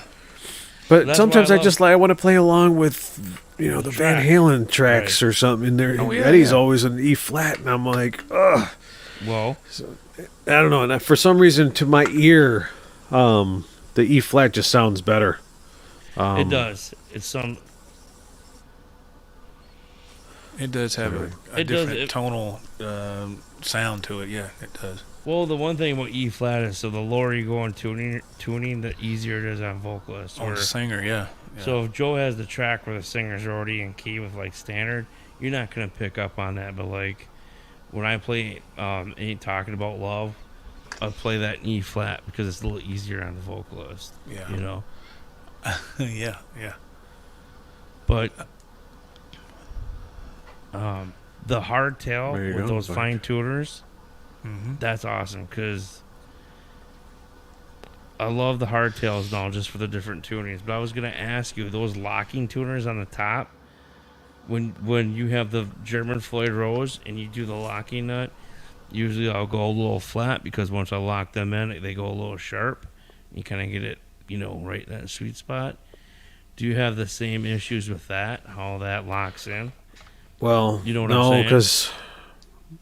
because I kind of figured out what causes that. What winds up happening is if your string tree, whatever you want to call it, right here, yep, is not set properly. So in other words, when the string goes over the locking nut, it's got to sit properly. Right. So that string tree is made so that when you push down on it, it's pushing down on those strings behind the nut. When it's too high up, it's got slack. So then when you lock down the tuners, you're all of a sudden making it sharp. Right. Correct. Right. So you figure out a way to screw these things down, the string tree down. Lower your bar down. So now, when I tune this guitar to E and I lock the locking nut, it's E, A, D. I got it down to the point where it's just like I don't have to do that, like compensation trick, Right. It's gotten to the point where I'm like, this thing is set down perfect now. That when I do E, lock it down E, and then if I have to do some tuning, the fine tuners down here, it's like the Floyd Rose, just adjust it. Set, So you have done. a string tree on that? Because I don't have a string tree on my Floyd Rose. You can on see my it here. PRS. Right there. Hold on. So I always go a few cent flat because when I lock it, see, I don't have a string tree on my high So end. it looks like it's pushed down. Yep. I see your string tree now. Yep. I have a string tree on my SE PRS, but on my high end, I do not have a string tree. That's weird. I wonder So, why that is. Yeah, a lot of people think this doesn't do anything, but when you have it's big time. It's big time. Locking nut, this helps out a lot. You need that. I'm going to tell you something. You have the that right R2 height. I'm going to tell you that same thing R2 helped me out a lot with when we were all still doing the show. I had I still have it. It's an Ibanez, I think it's a S series, kind of the thin body. And man, that thing wouldn't stay in tune. I put a new Godo Floyd on it and all that. And I went to R2. I said, man, this thing, I keep setting it up and it won't stay in tune. He said, do you have a string tree on the headstock? I said, no. He goes, get one and make sure it's the right length. Put it on there and call me back. And so I did it and it worked. It worked. That little bit of pressure behind the locking nut. Behind the locking nut, It makes a difference. It made all the difference in the world, man. So, R2's helped me out a lot with that stuff. People probably don't know that, but he's my go-to dude when I'd say, man, I got this problem. And he'd say, well, it's tough shit. Get out of here. And I was like, okay. He would always help me out. How much money you got, man? Yeah. What you doing, man? But, he would always help me out. And that's why the Jacksons that I have, they don't have have that. And I know why. Let's let R2 explain why. Because the Jacksons, they figured out the perfect tilt, the angle of the headstock. Mm-hmm. So I noticed that my Jacksons, I never have to worry about that. It's at the right spot. But with these, with the Wolfgangs and the Fenders, when they carve them out, it's kind of parallel here, flat. They don't tilt back. Right. The only ones that tilt back as far as the Wolfgangs are the USA. My USA Wolfgang has a slight tilt back because that was what Eddie wanted. He wanted that tilt back for that compensation with the string tree to help the tuning and the stability of it. Hey, Mitch. Mitch, what's up, man? Yeah, I'll say this, man. What's up, Jamal? Jamal's in here, man. Yeah, Jamal. He's been in here, yep. What's going on, man? There's no way I'm putting a string tree on my PRS. I won't do it because it's so easy to just be a little flat and tighten them and they're almost dead nuts. You know what I mean? Yeah. I would never, but I do have one with a string tree on it. My Fender Cougar. Yeah. Jaguar Cougar. Jaguar has a string tree, but yeah, I mean, I think they work great, but my PRS out of the 4 with Floyd Roses, I think 2 of them might have it, and they didn't put it on that, so I'm like, it's pretty easy. I mean, it stays in tune so good. The action, the intonation. I don't blame you when you're so with a custom shop guitar like that. I wouldn't mess with it neither. No. But I get it. I it's a balancing act, man. That's what I learned. And see, and I know with Paul Reed Smith, he made a lot of those guitars for non-locking Floyd Rose guitars. You know what I'm saying? So the angle, the way the strings are lined up and cut on the nut, you didn't have to worry about the locking nuts. Quentin said you explained that really well. Thank you, man. He did, and then like I said, I've known about the string, trees and all that, and I get it, but I would definitely, I can just go a few cents flat, and then as long as you don't King Kong it and just tighten with your Allen wrench, be a dumbass, snug it up, it, right. It's almost dead nuts, and then you just if you're bottoming out your fine tuners or running out of travel, you are doing it wrong. Period. Yeah. Gotta have some room in there. Yeah. They should be like 50%. Right in the middle. Right in the middle, so and have plus or minus. You can go up or down. There you go. Exactly. And Floyd Roses, in my opinion, are basically once they're set up. When you set them up for E flat, or you set them up for standard, or you set them up for drop D. And don't try to switch tunings like a hardtail. It's gonna drive you insane. Just that's why they gotta stay with what they're set up for, in my opinion. Mm-hmm. If you guys have a different opinion, love to hear it. But I have not. I've owned Floyd Roses for over 20 years, and I found out just stick with what they're set up for. And going back to like the Wolfgangs when Eddie's decking the Floyd, blocking it. Yeah. He has the EVHD tuna. Right. And you're able to, without unlocking the locking nut, to That's drop, right. go to drop D, go E to D. And when you have a floating Floyd, that doesn't work. No, you can't do it with the... Right. Because the minute you drop down to D, Tension the tension's going to... everything's just... You're out of tune. Yep. So that's where my question was coming in, because remember, I was going to put a D tuna on that. Yeah, and I told you, I was I'm gonna like, do you're it, going to right. have to block it. You're going to have to get Yeah. one of those trim stoppers or something. And I'm like, I right. don't want to block it. So Yeah. Right. it wasn't...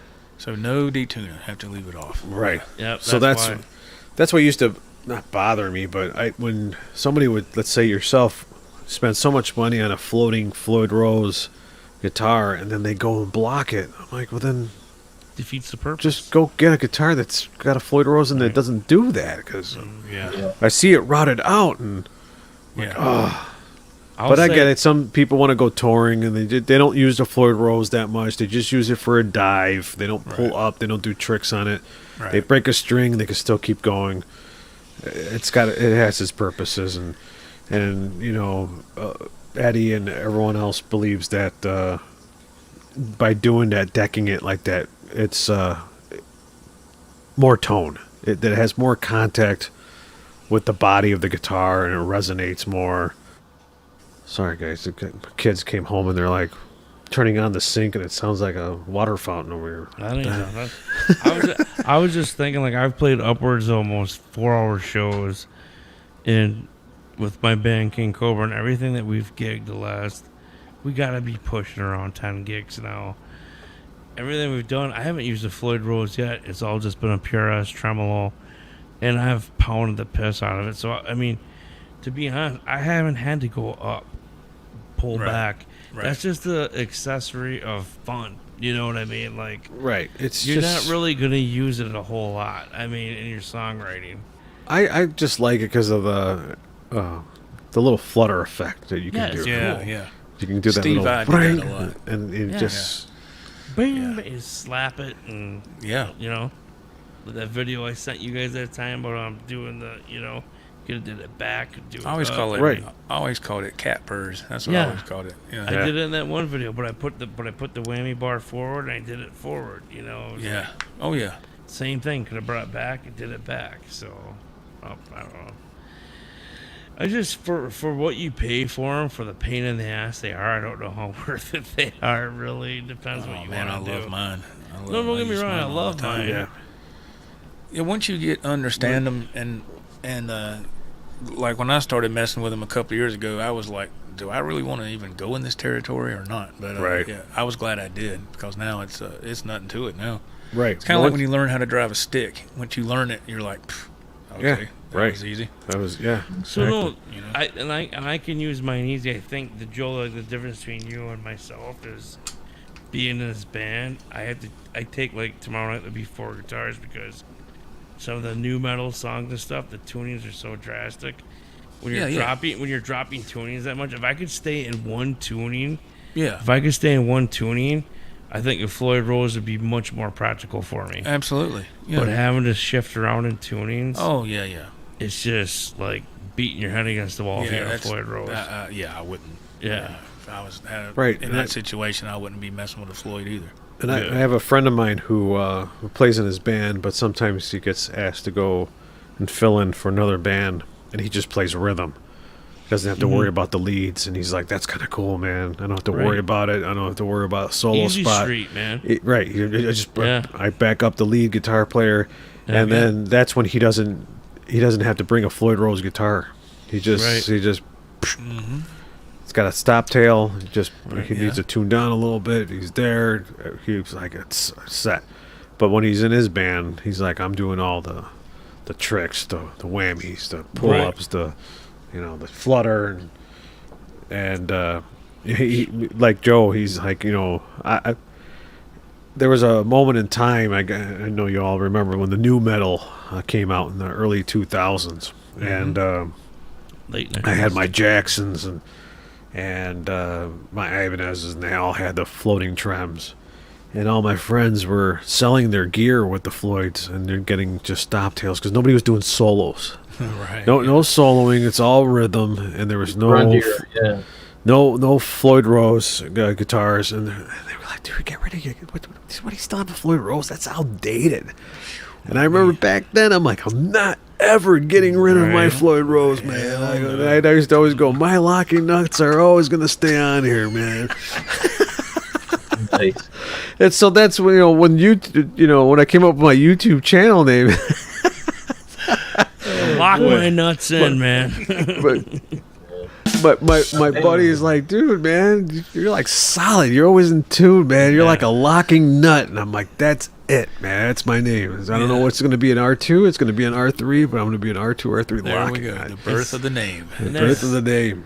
The same breath of air. The fact is, I'm the one guitarist in our band too.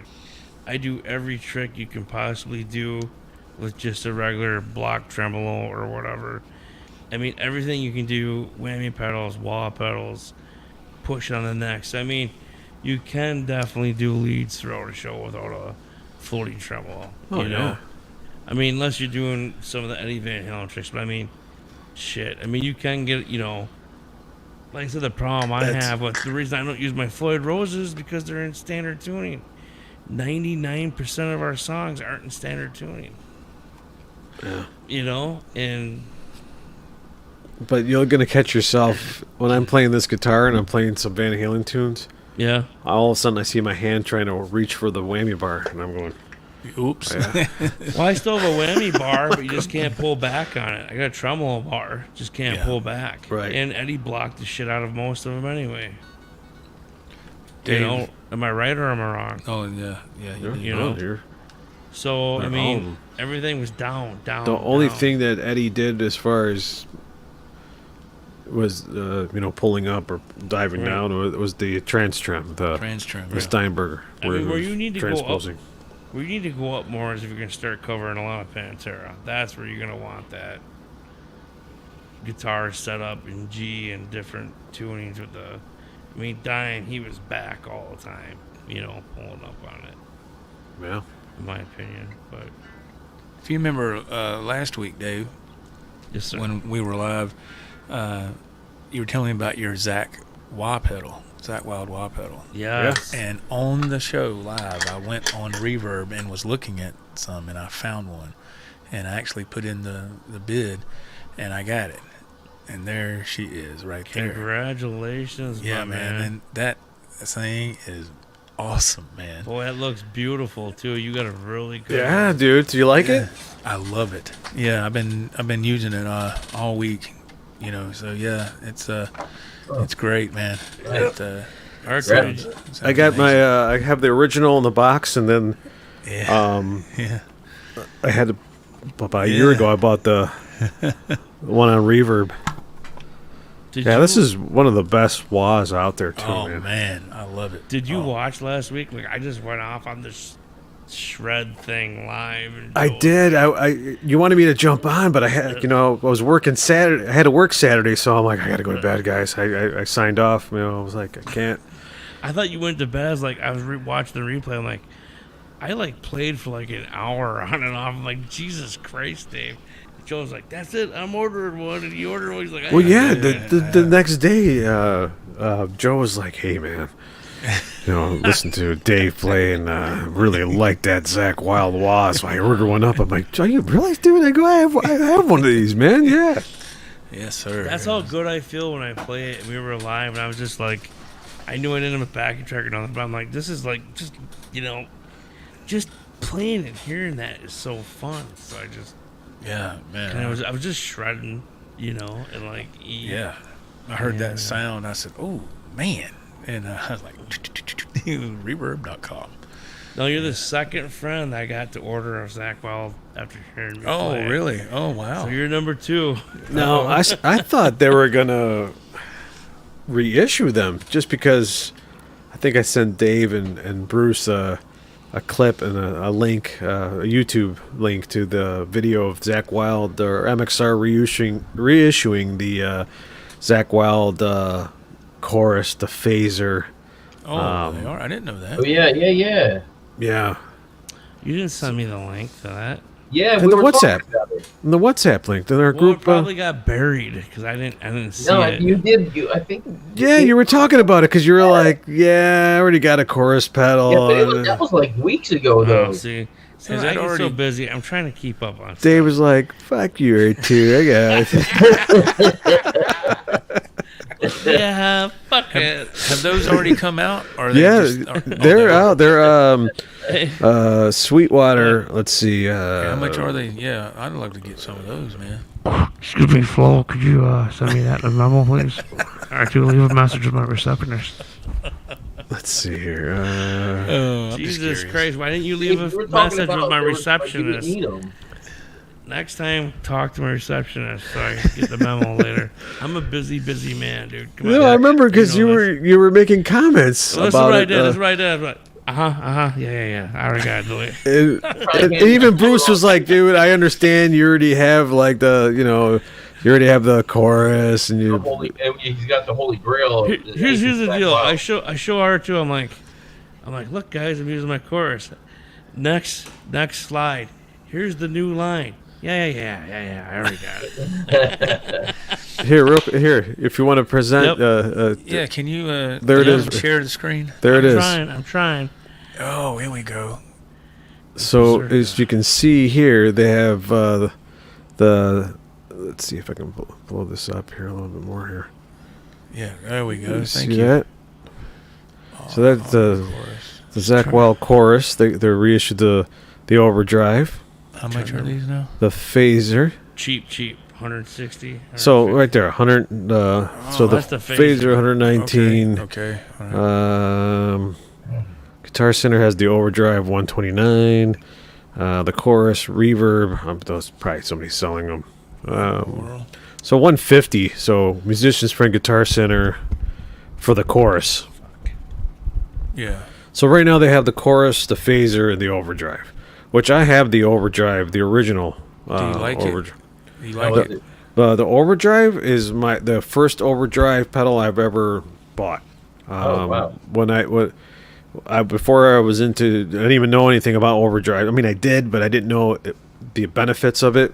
Right. Yeah. So when I was playing my Mesa Boogie gear, a friend of mine just told me, he's like, "Hey man, did you know like Killswitch Engage and all these other bands, they use an overdrive in the front, man. It might tighten up the sound." And I go, "I don't need no distortion box." And they're like, No, it's not a distortion box, man. Overdrive, man. It's like an overdrive. It's just gonna give it a little bit more boost.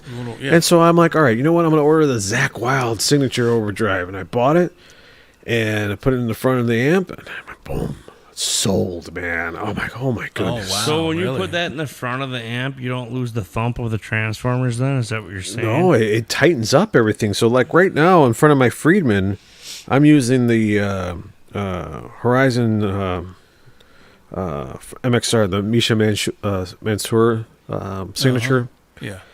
which has different kind of settings on EQ settings for like precision, precision, right? precision drive. Yeah, because that's my problem with overdrives is they take away from that thump your transformers put out in your amp. Oh man, it actually. And when I lose my thump, I get pissed. It actually you know? gives it an extra thump. So, but in your case, when you're using a 7-string or down tune, the precision drive will actually work because you're able to dial in this EQ setting in different parameters where it boosts the mids and tightens up the lows and the highs, and so you can find your sweet spot.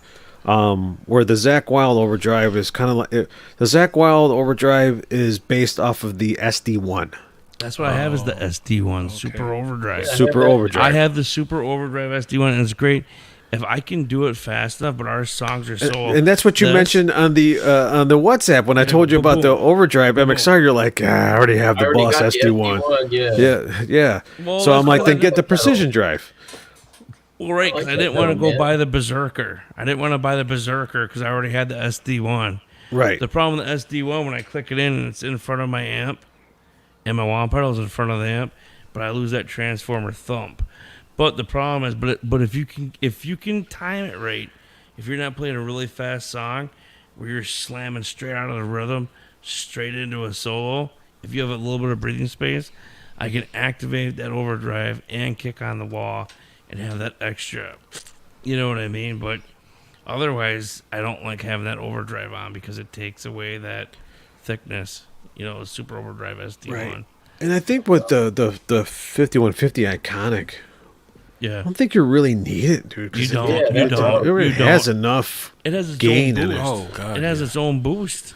Right. So That's like I added a chorus pedal. I don't even think I need the damn chorus pedal. And that was the same thing that was going on. Like for the 6505 that I have, which is based off of the 5150. Yeah. You need an overdrive in front of it. If you're trying to get the heavy tones, you don't need one. But I'm just saying, if you want to get like the kill switch engage or anything higher, you put an overdrive in the front. It's just set it, forget it, and done. But when the 5153 heads came out, there was so much gain on there. There was a lot of musicians that would say you don't need that overdrive in the front because it was just too much. It was just too. It had plenty of gain Makes sense. in the amp. So that's when you said, it's taken away from the thump of the bass, the drive of the transformers of the power amp and everything. Right.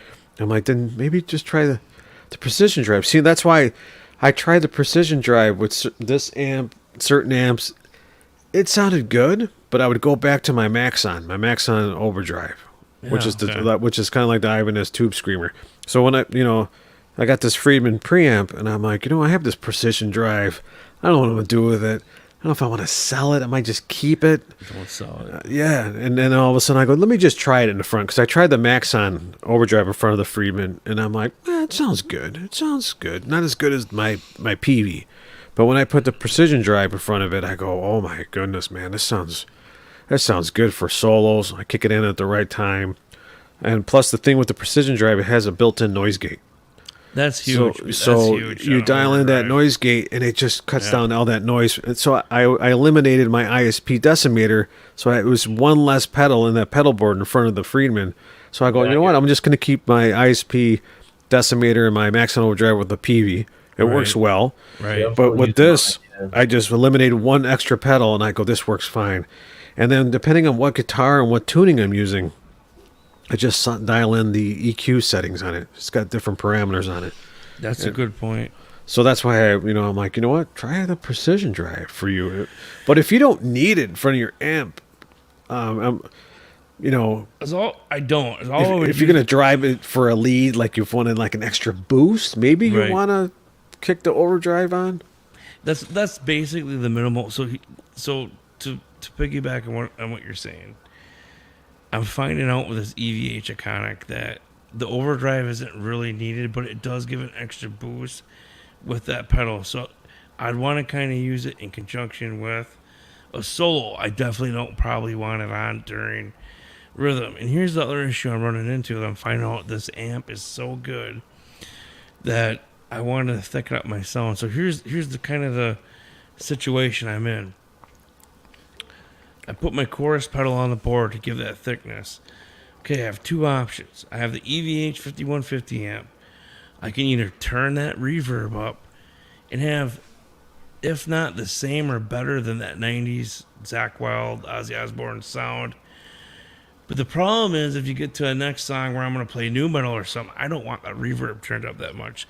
Right. Therefore, I am going to want that chorus pedal on the board, ran through the effects loop, where I can turn it on and off and probably back off on the reverb on the amp. Even though I think the amp reverb sounds better in between certain songs, I would have to remember to go up and turn that reverb up and down for a particular song. Right. If I cared about the tone that much, which in some songs that much reverb isn't going to sound right in. You know what I mean? And the overdrives, the overdrive is basically taking up space on the board. Now the precision overdrive, the noise gate on this amp is, I think, decoration. So when I kick in the Super Overdrive SD1, it gets too uncontrollable. It's like I need a noise gate pedal. Right. I don't Anytime you need an overdrive, you need a gate. So I don't want to go down that path. I don't want to have to get another noise gate pedal. So when he designed this thing, he knew that if you're gonna use an overdrive, you need a noise gate, and he had an MXR built the noise gate right into the pedal. So I'm like, perfect, man, great idea. The amp's got a noise gate on it. It's on 10. I swear to God, it does nothing. What's up, Rody? Rody and Poo Ninja now. Sorry, man. I didn't mean to interrupt you. Poo Ninja, Hey, Ted Fur. Hey, Fur. man. Hey. Yeah, man. Hey, brother. But Larry Riker, what's up, my man? Hey, Larry. What's Larry, going on, bro? Larry Riker. What's going on, Larry? I missed you, man. Getting Missing back to up on your... I definitely meant to catch up in the chat, but I don't want to lose what I was talking about. I know. there. Sorry, man. We're like that's all right. deep I'll catch up in in thought the chat. here. That noise gate, I swear, doesn't work. And that, but the point I want to make is the 5150 EVH iconic 40 watt deluxe combo amp is what I have. I have never had. It's the most badass amp I've ever owned. And my next purchase with an amp is going to be the 80 watt head with the bottom EVH iconic. But I can tell you, I have played huge venues with this show already, or with this amp already. Huge shows. And outdoor. What do you have? That's a Randall behind you, right? Yeah, that's just for decoration. I pulled it up, but that's my old. But you know what? You should pop the back of that cabinet one of these days. Yeah. And just see what kind of speakers it has. It has Celestians in it. Yeah, but what kind? Because Celestion makes. I don't know. Because the EVH, the one I got in there is EVH Celestion. So, right, because those are based off of the. Right. The only reason why I'm mentioning this because lately I've been going down the rabbit hole of different speaker for speaker cabs, and like the IRs and this Friedman, they're based off of IRs and speaker cabinets of Dave's favorite speaker cabinets. The one I use the most is the vintage 30s, the V30s. Yes. Which are the V30s are kind of well known for the metal scene, which has the perfect bass response and highs, and everyone loves them. I love it on the IRs here. Dave also has IRs where he's mixing in these greenbacks with the V30s, and so those Eddie Van Halen ones are kind of based off of the greenbacks. Right. And so I've been listening to videos or watching YouTube videos of what's up, Mr. Mick, of individuals trying different speaker cabinets. The only reason why, because I love my JCM 900. For sure.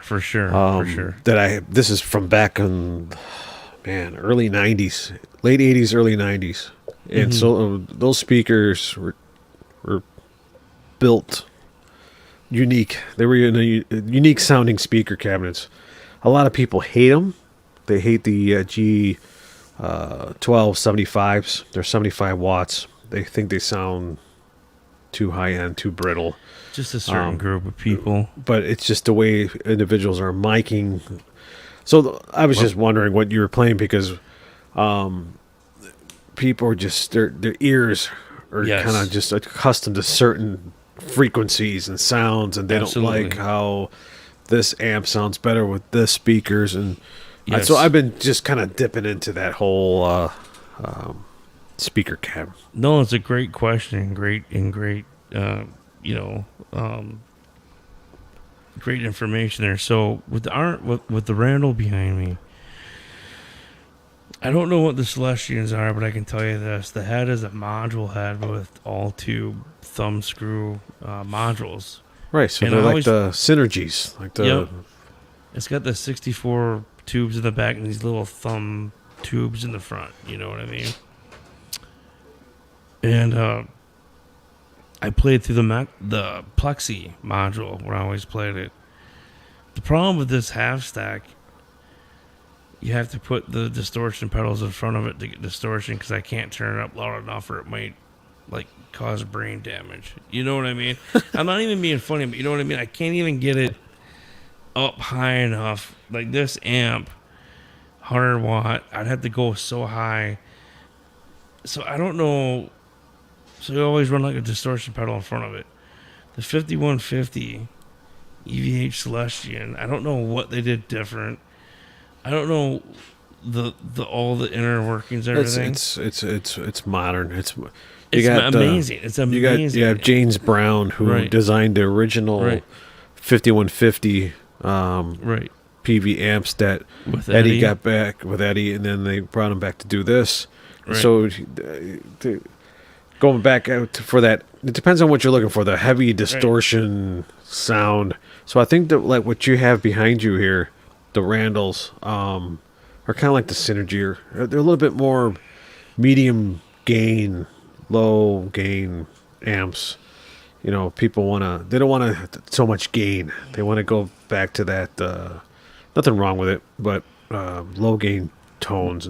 But for your style, what you're playing, it's not going to fit your needs, man. No, and it does. And it doesn't. The thing with the 5150 Iconic cleans, you can get the most beautiful cleans out of that you've ever heard in your freaking life. I've never had an amp. I mean, that amp, you don't have to run anything in the front of it. I just run a delay through the effects loop in my wah in the front of it. I put the super overdrive that I can't use with it. It's too much. I bought a whammy pedal that hooks into my wah pedal, run it in the front of it. It's the most badass amp on the planet. And if I want to play the prettiest, clean, classical stuff, you know, you dial that right in on your channel too. I mean, whatever they did, they really figured it out. And then I can run it, I XLR it to the house sound. I can do a pre-out to my drummer's 1,000 watt powered monitor speaker, so he can hear me good, not relying on house sound. I can match him at 4 ohms or 8 ohms, whatever his is set up at. Yeah. And then, I mean, it's this Randall's great, but the level you have to turn it to get out of this amp, what it actually puts out, is it's just, you have to go too loud to actually get what this amp can produce, and that's why you run distortion pedals in front of it. So this amp really probably never really got to use its full potential because you're always running distortion pedals in front of it because it's so damn powerful. I can't really turn it up to where it needs to be. You know, does that make sense? Yeah, but the beauty of that amp, man, now the Synergy, you know, the modules they have now, they you have more variety. You can get the Friedman preamps, the Steve Vai, like Carvin preamps. Yeah, they make great pedals, yeah. But you can use those new modules to plug them in because they'll fit your amp. The screws, yeah. They will. Yeah, that's why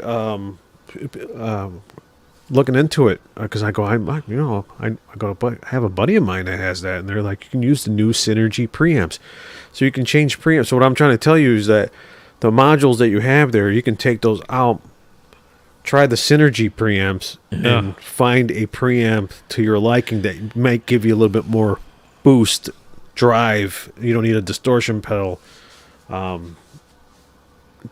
And then you just keep the power section the same.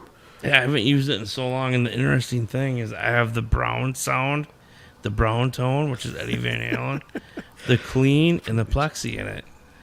I mean, so it's amazing. And those were $350 a piece 20 years ago. Mm-hmm. Those modules, you know? Oh, yeah. Crazy. What did I miss? Somebody slap him. I'm too loud. It wasn't that I'm too loud. It literally, I think, will blow your brains out the side of your head. So that Randall, I don't think you understand the amount of power. All right, so here, if you want to, let's see if I can share. You're literally. Oh, he's got to prove it. Here. see if you can present this Yeah, I can. right there. So these are the Synergy Nice. modules that will fit your amp. So Dude, those are awesome, man. you can use a Friedman. Here's the PV6505. Wow, look Damn, at that. dude. Look at that, Dave. Mesa Boogie 2C Plus. Here's the green one that the Steve Vai one. Steve Vai, yeah. I'm glad I didn't get rid of my amp for $600. You got a 2 years Bogner. ago. You got Bogner sounds. I mean, That work. Get to swap those out, man. you Have a whole just swap. You different can hit the Fryette $400. Pitbull, the $400. Diesel. You know, you want to sound like James Hetfield over here, man. You can use the Diesel or Diesel. I don't know how you pronounce that. Diesel. Engel amps. I mean, these modules will fit that Randall head because that's what this guy did was basically same- grab that same Oh. technology. It's got the same screws on the side here Yeah.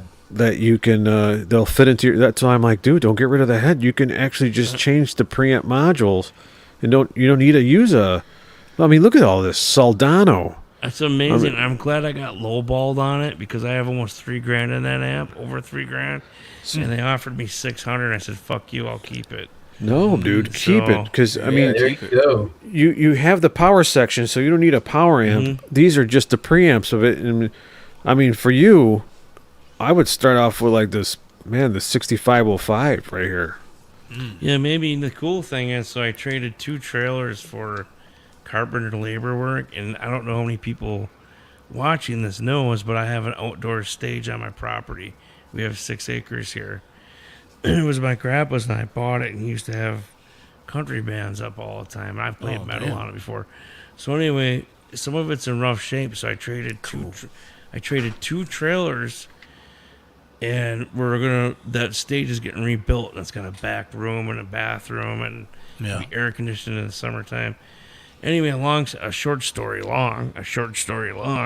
Yeah. This amp here, because my EVH is up here, would be the one that I could leave down there and roll out when we want to play down there, and leave when I'm done playing on the outdoor stage. You roll it to the inside and leave it. So I'm very glad that you showed me this. Yeah, man. So like on your amp head right there, how many modules can you fit in there? Is it like 2? Three of them. All right. Damn. It's So- huge. That thing, like I said, the picture don't give justice. It's fucking So huge. you can pick. So they did that for a reason because I think they did it so you can do a clean, Yeah, there you a go. rhythm, and a lead. Yeah. Nice. Yeah.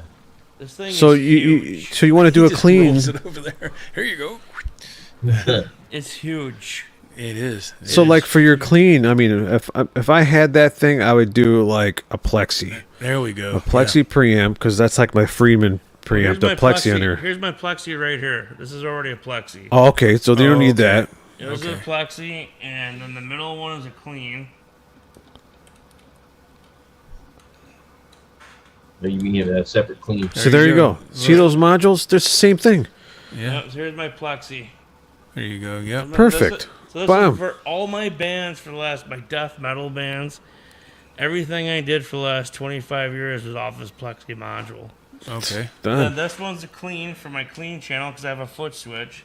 And this is called the Brown, for the Brown sound. For Okay. Eddie Van Halen. So it just doesn't have enough oomph, Enough kick to it. enough gain for you. Well, it's got tons of gain, but the problem is if you turn to get this gain, yes, you're right. It doesn't have enough gain because the way I would get my gain out of this head is to turn this up, and then it would blow your head off your shoulders. Right. Yes, so you're right. Correct. It has enough.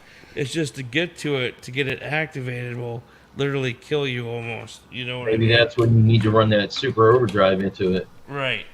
That's So why you. That's so why all you run- need to get is one module then, man. One module. Right, but that's why you always run distortion pedals in front of these big ass amps because you're hardly ever in places where you can actually turn it up to get the gain out of these amps. That So I they're would actually probably get. putting out. I'd get this Fryette Pitbull.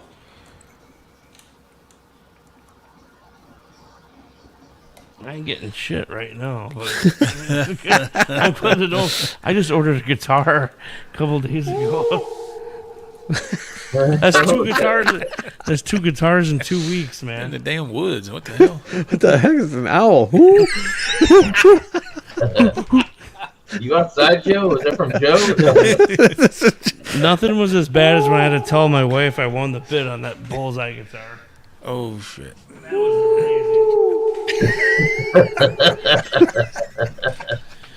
That was Next I'm episode so of loaded. Wild Kingdom. yeah. That's cool, man. Brought to you I'm by gonna. Mutual of Omaha. Oh.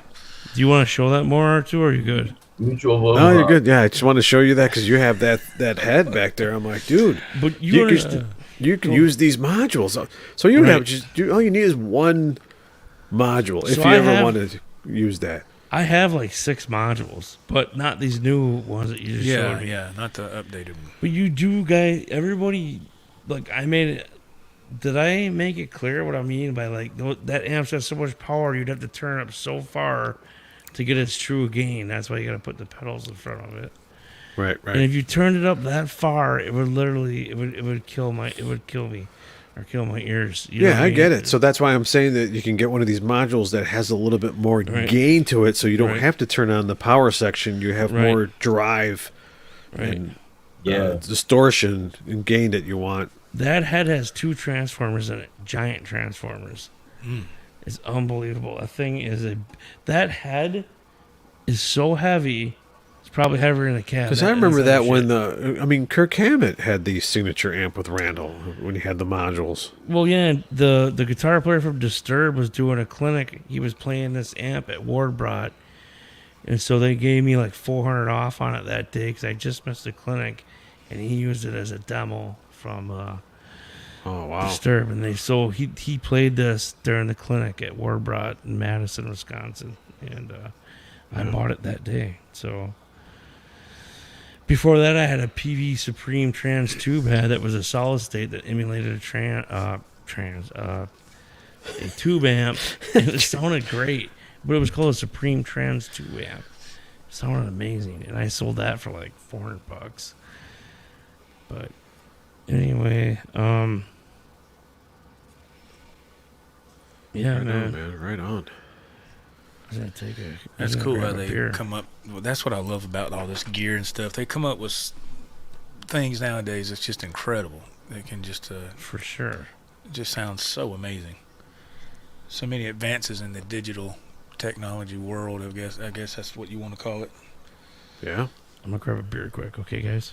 All Go right, for it, man. Go for it. See you tomorrow. Oh, but See you in 30. hi. No, but so it's like this little Spark 40-watt amp head I got here. This desktop amp. It's got them Zach Wild. Oh, that's patches right. I got Yeah, you from did the the, patches. Yeah. Yeah, from the Spark, I guess, Cloud or whatever. And I was like, Yeah, how is that? I like it. I mean, for me, I guess that's, you hear a little bit of both, positive and negative. Thanks to R2, I got some pretty cool plugins for my DAW, and that helps everything. But yeah, I just ran it into the DAW, into the mixer, and I was really shocked at how full it sounded. I was like, damn, that sounds good. So Yeah. I downloaded the Zach patch, and then a few other ones I downloaded. You can do up to 4 presets on the Spark head. It lets you do 4. You can save in there. I did order a wireless foot switch for it, but you have to use the app in conjunction with that wireless foot switch for it to work. That's the only downside. So what I did, I ordered a new tablet. I got it a couple of weeks ago. So instead of having to use my phone, I can just use my tablet Oh, there you go. Oh, is that and link it's, it up with that. Bluetooth, So I can right? phone can be free, sir. Is it Bluetooth? Yes. It runs Bluetooth. Okay, I think I Yeah, saw but- something on that. Yeah. But yeah, that's the one downside that I didn't know until after I ordered the wireless foot switch. I didn't know that you have to run it through the app for it to work. I didn't know that, but it's not a big deal. I mean, I just like I said, I went ahead and got a tablet to kind of take care of that. That way, my phone can be free. Like if I'm live, because I always clip my phone up on the mic stand back there, so I can see the live chat. 'Cause I can't see it from the computer because I'm too far away. Right. And so I just use the phone so I can see the chat. But yeah, it works good, man. I mean, the foot switch is it's rechargeable. It's pretty good. I've used it a couple of times. But I was shocked at the tones, that thing that you can get from the cloud. Just personally. I mean, is it on the same level as a Headrush Prime? No, of course not. But still, for what it is, it sounds really good. I was really shocked. For the price, I guess, right? Yeah, it was $299.99. So just like anything you get, you got to tweak it a little bit, to get it to what you want. Yeah, to get it to what you like, Yep. And the stock tones that are on it, or the patches, I should say, they're okay. So what I did is I picked out what I kind of liked, what was in the ballpark, and I just tweaked them. Yeah. To what suited me, and then I went to preloaded with a lot, or just. No, you have to get on the app. You have to download the Spark app on your phone, and that's how you access the different tones or patches or whatever. The library of all the tones. Yeah, and you can tweak some of that stuff, or you can go into the cloud and go to where people have uploaded tones and stuff, and I did that. And some of them are really good, and some of them are kind of like they ain't got no business being up there. But you just have to go through it and test them out. But it's good. It's just fun, man. It's fun to have this little stuff to play with. Yeah, that's cool. What you got, Brother Dave? Uh-oh. Well, I did show it last week. I don't know if Six String Brian's here or not, but I will. I'll show it again anyway. Anybody that hasn't seen it, this is my. Let's see that. Hold on, I'll be right back. This is my Holy Grail. Present. Yeah, we go. There we go. Yeah.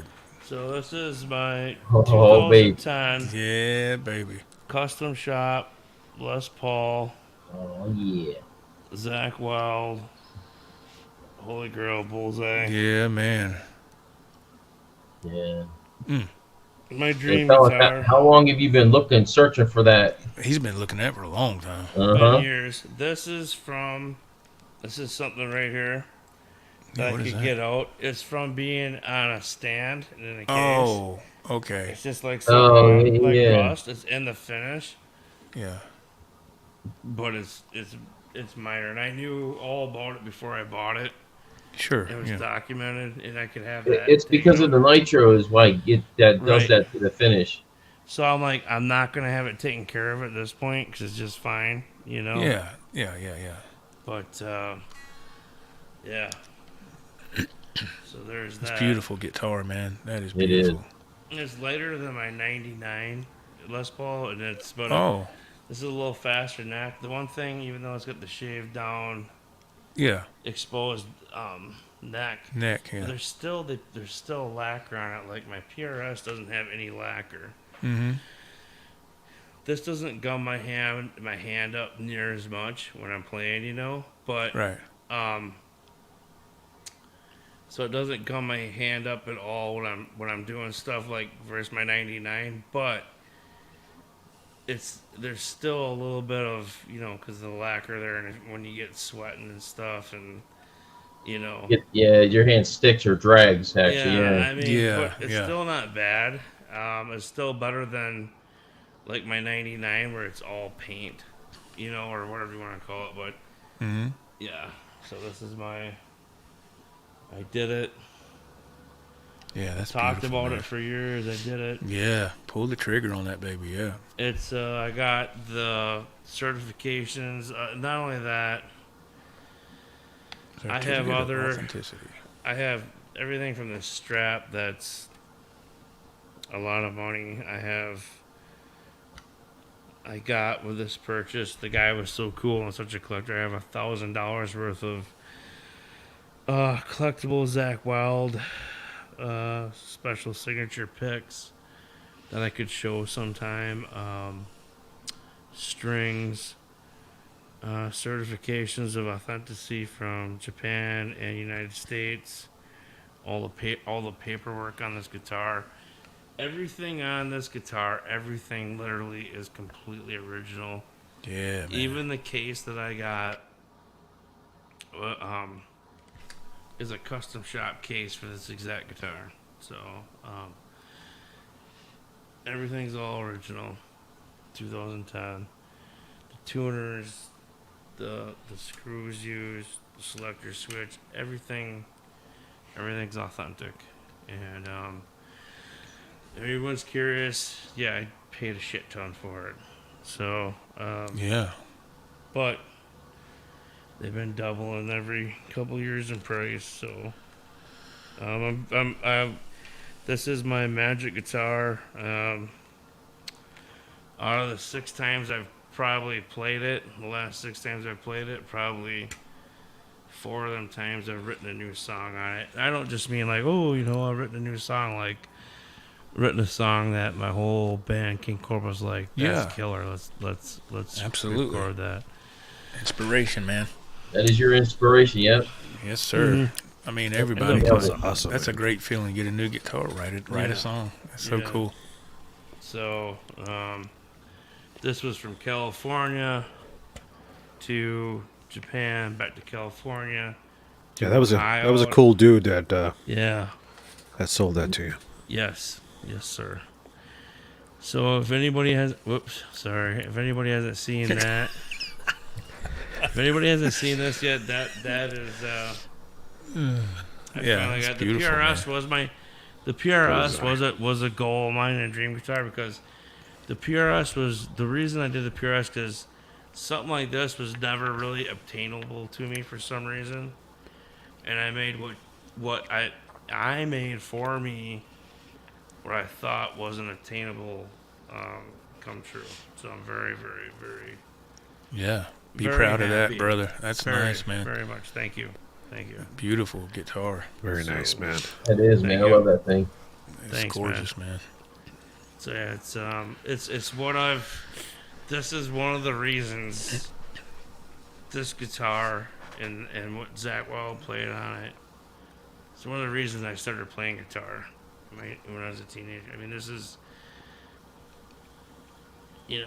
Well, it just goes to show you. It goes to show you what being the president of Flagstaff Productions will do. I mean, when you're doing those great When you're the movies, CEO, money rolls in. When you're the CEO of Flagstaff Productions, you can afford a guitar like this. But I mean, this is literally was one of the. So what I want to say about this guitar is probably what it does for me is what Van Halen guitars do for you guys. In a sense, you know what I mean? Like, oh yeah, this was big to me, but yeah, the story behind this, I'm sure most people in this chat heard it, but I wanted to find out what his lowest bid was, so I gave him a bid like $2,500 less. I didn't think he'd take it, and I already knew. I said, if he accepts bid, you have to buy it. But I was like, he's not going to drop that far. Yeah. He accepted the offer, so that was cool. I had to call my wife while she was grocery shopping and say, hey, guess what I did? I just spent $10,000. So, but she was cool. And she comes home with nothing but ramen noodles. No. She knows.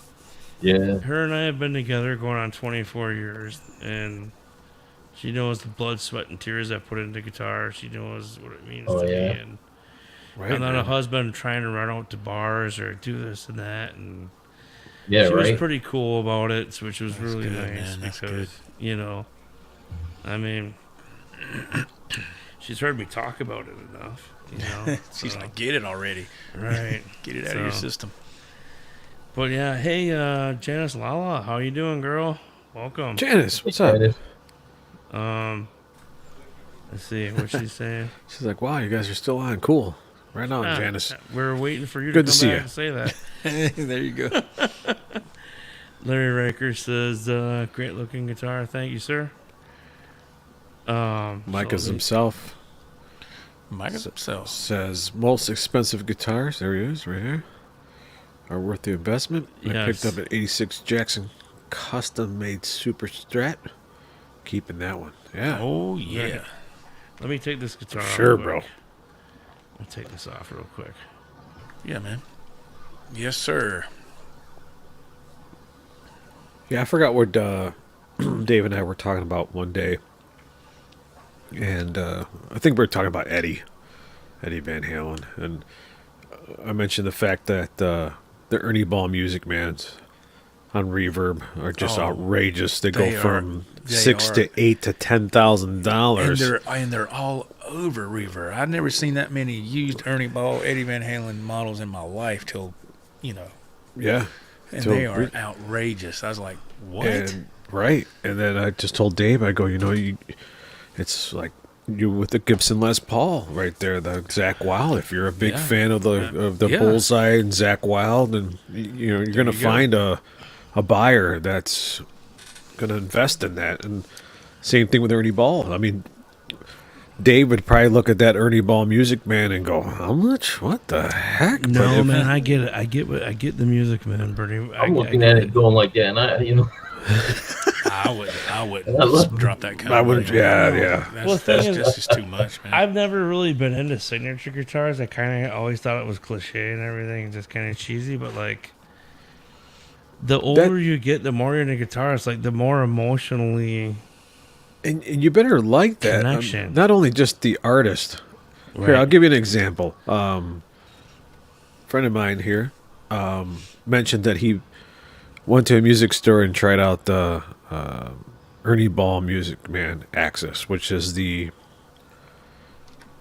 same thing that Eddie. I shouldn't say same thing, but similar to the Ernie Ball Music Man Van Halen signature.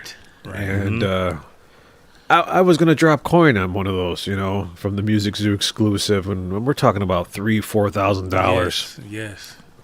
And I'm like, if I drop this much money, man, and I get this thing in my house, and if it doesn't fit my hands, and if I don't like it, am I just going to keep it just because it's an Eddie Van Halen guitar? That was. Or am I going to grow to love it, or am I not going to like it?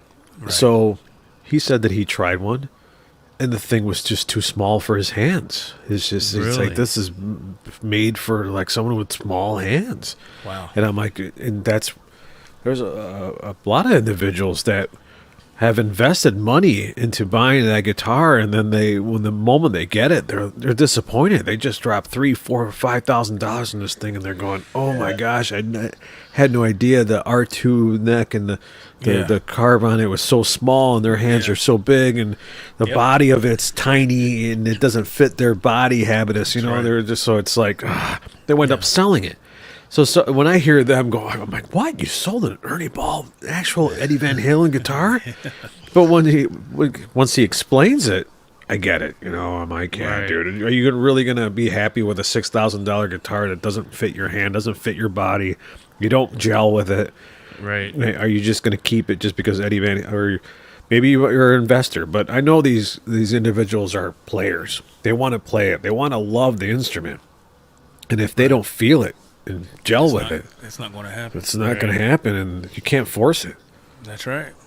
I mean, that's why I sold my J Custom, my Ibanez custom shop one, man. Mm-hmm. I mean, I thought I was going to love that thing, and as time went by, I'm like, this neck is just too thin.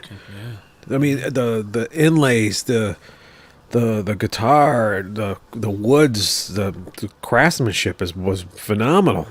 But that neck was just killing me, and I forced myself to love that thing.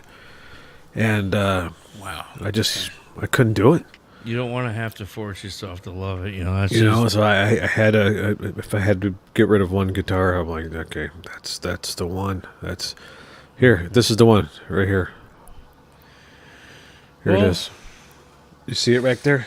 This is the Ibanez J Custom that I got rid of. It was beautiful. It's beautiful. The binding.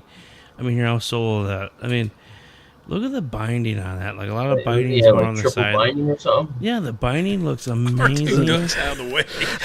Here, take a look at it. Take a look at the floor. Get back down on the floor. Wait a minute, we're not done looking. He just disappeared. I would say that it's a magic trick. That's 24 karat gold, floating Floyd rose. It's got the double humbuckers with the single coil in the middle.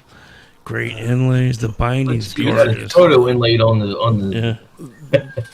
And this guitar was so I wouldn't say rare, but they only made a few of them.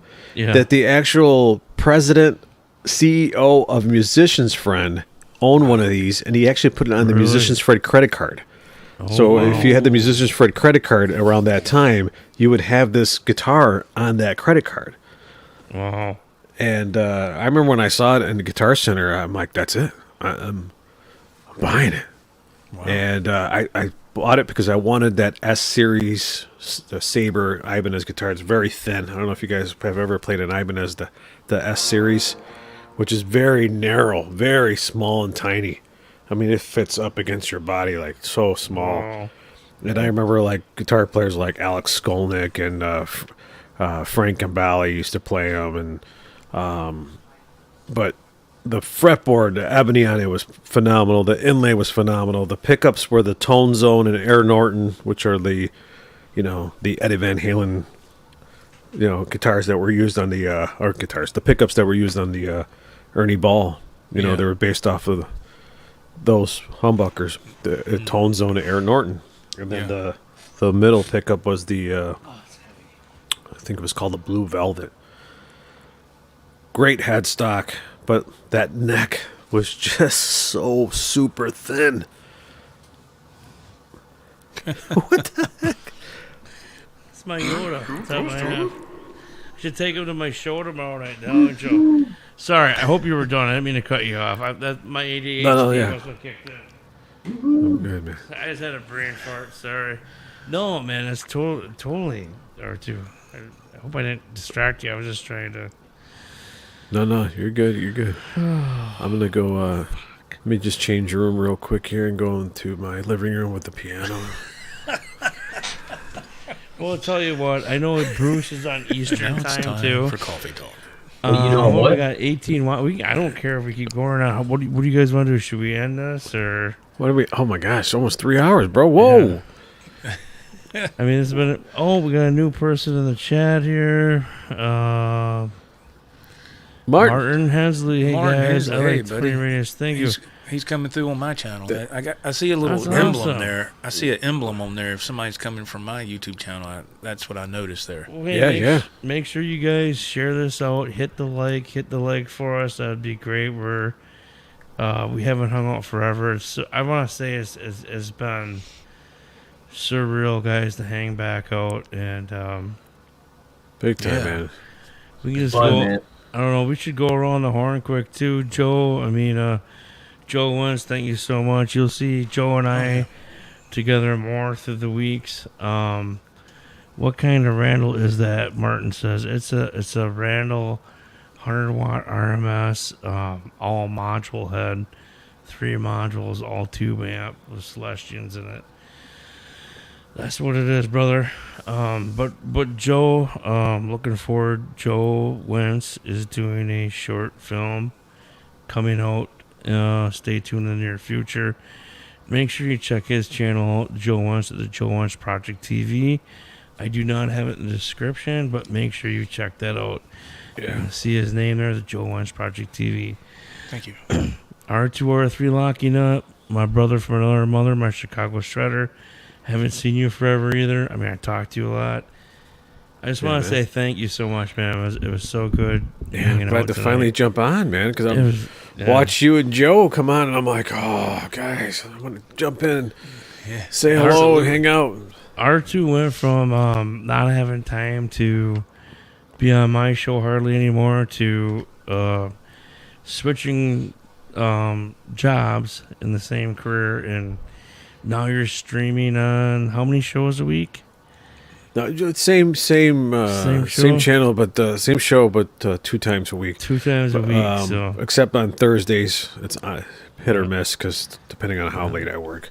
Right. And I plan on streaming more, so I will try to get Mr. R2R3 Locking Nut on whenever he can. But I'm going to be playing gigs through November 11th.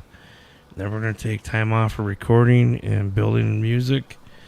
And, right on, man. And hopefully play like one show between November and March. And I told him I want to take 3 months off, even though we play every week. But I want to do this podcast more, and hopefully you can join us, man. And kudos to your new shows, and Thanks, man. make sure Yeah. you check R2 out. And won't you put a plug in on your show's name? What did you say it was? OU812. OU812. Kind of like the Van Halen album. Next OU812. Next time if we all go live together, I'll make sure to have the descriptions in the the links in the description. I got sidetracked tonight because my drummer was had hoping he was loading stuff up for our gig tomorrow night. But and then last but not least, one of my longest friends since I joined YouTube, one of my dearest friends in the YouTube community, and Mr. Bruce, Mr. BHB Jr. Yep. It's long past due, man, this hangout. I'm totally blown away and so happy to have you join us Big tonight. time, man. Absolutely. So good, man. So great to see you. Look great, man. Your guitars look great. Your room looks great. And appreciate it. Thank you so much for coming on. And again, you are welcome. Thank you for letting me come hang with you big dogs, man. Look, man, I've been out of the loop. I'm just a little puppy right now, a little puppy dog. But I mean, I want you to know, same with R2 and Joe. I want you and Joe has extended this to myself, but likewise for you three. Look, anytime I'm live, you guys are always welcome. So thanks, brother. All you gotta do is let me know anytime.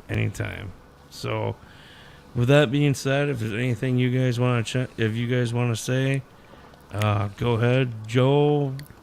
Anything you guys want to say or send off before we go? I just put a link to the OU812 channel. You can see me on Sundays and Thursdays. It's right there in the description, or I'm sorry, in the comments there, in the chat. Excellent. You gotta probably see me more often in chats. Hopefully. Yes, and Bruce is a fountain of knowledge. So when you see him in a chat, Bruce has been around a long time. Bruce knows a lot. Trying to say I'm old? And no, but this guy is so old. Odds are he's knowing these YouTube channels and everybody in them much, much longer than you've been on YouTube. So definitely Bruce is a good guy to console with, talk to, and listen to. So thank you. With that being said, let's try to go on a high note. R2, Joe, anything, guys? I said Joe, R2 froze, I think. Did I freeze again? That's all right. I'm gonna send this off in here. Joseph, you got anything? No, Thank sir, you I so don't. much, I hope everybody has a wonderful evening, and thank you for being here. Thank you for being here, Joe. And I had an absolute blast that you joined me last week, and I got to shred on my Zach Well pedal. Yeah. And you ordered one, man. I'm so happy about that. I need to get one.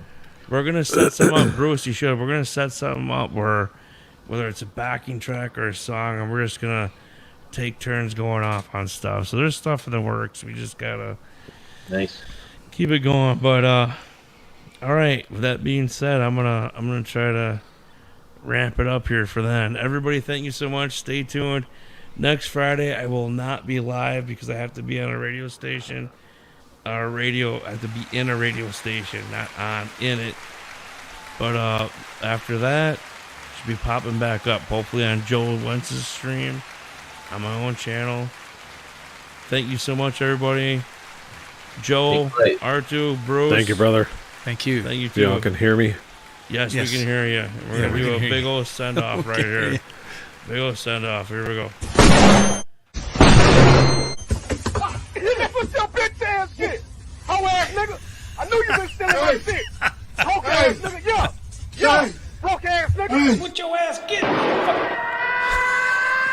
God damn. That's what your bitch ass get. And the law's on the way. Fuck shit on myself. Dirty ass nigga. I wasn't trying He to shit himself, man. Bitch, what you call me? Let me pull a ski mask up. I wasn't trying to steal it off. Hold on. I wasn't trying to steal no package, bro. We're gonna go retro style, way back in time too in a minute here. Nah, bitch ass nigga. This is a pixelated ass video here. Stay tuned. Bitch ass nigga. Sit your bitch ass down. Everybody stay tuned for some pixelated Man, I videos. wish I could see No, this shit. I'm gonna bring that package back. No, Don't you fuck do all it, that, nigga. Hello? One more. Here's the old one. Jizz rag. Well, if you need the wipe, Oh do it no. right with jizz rag. Oh no. Oh, Jizz no. rags. Don't forget the wipe and keep your lips off the pipe. My God.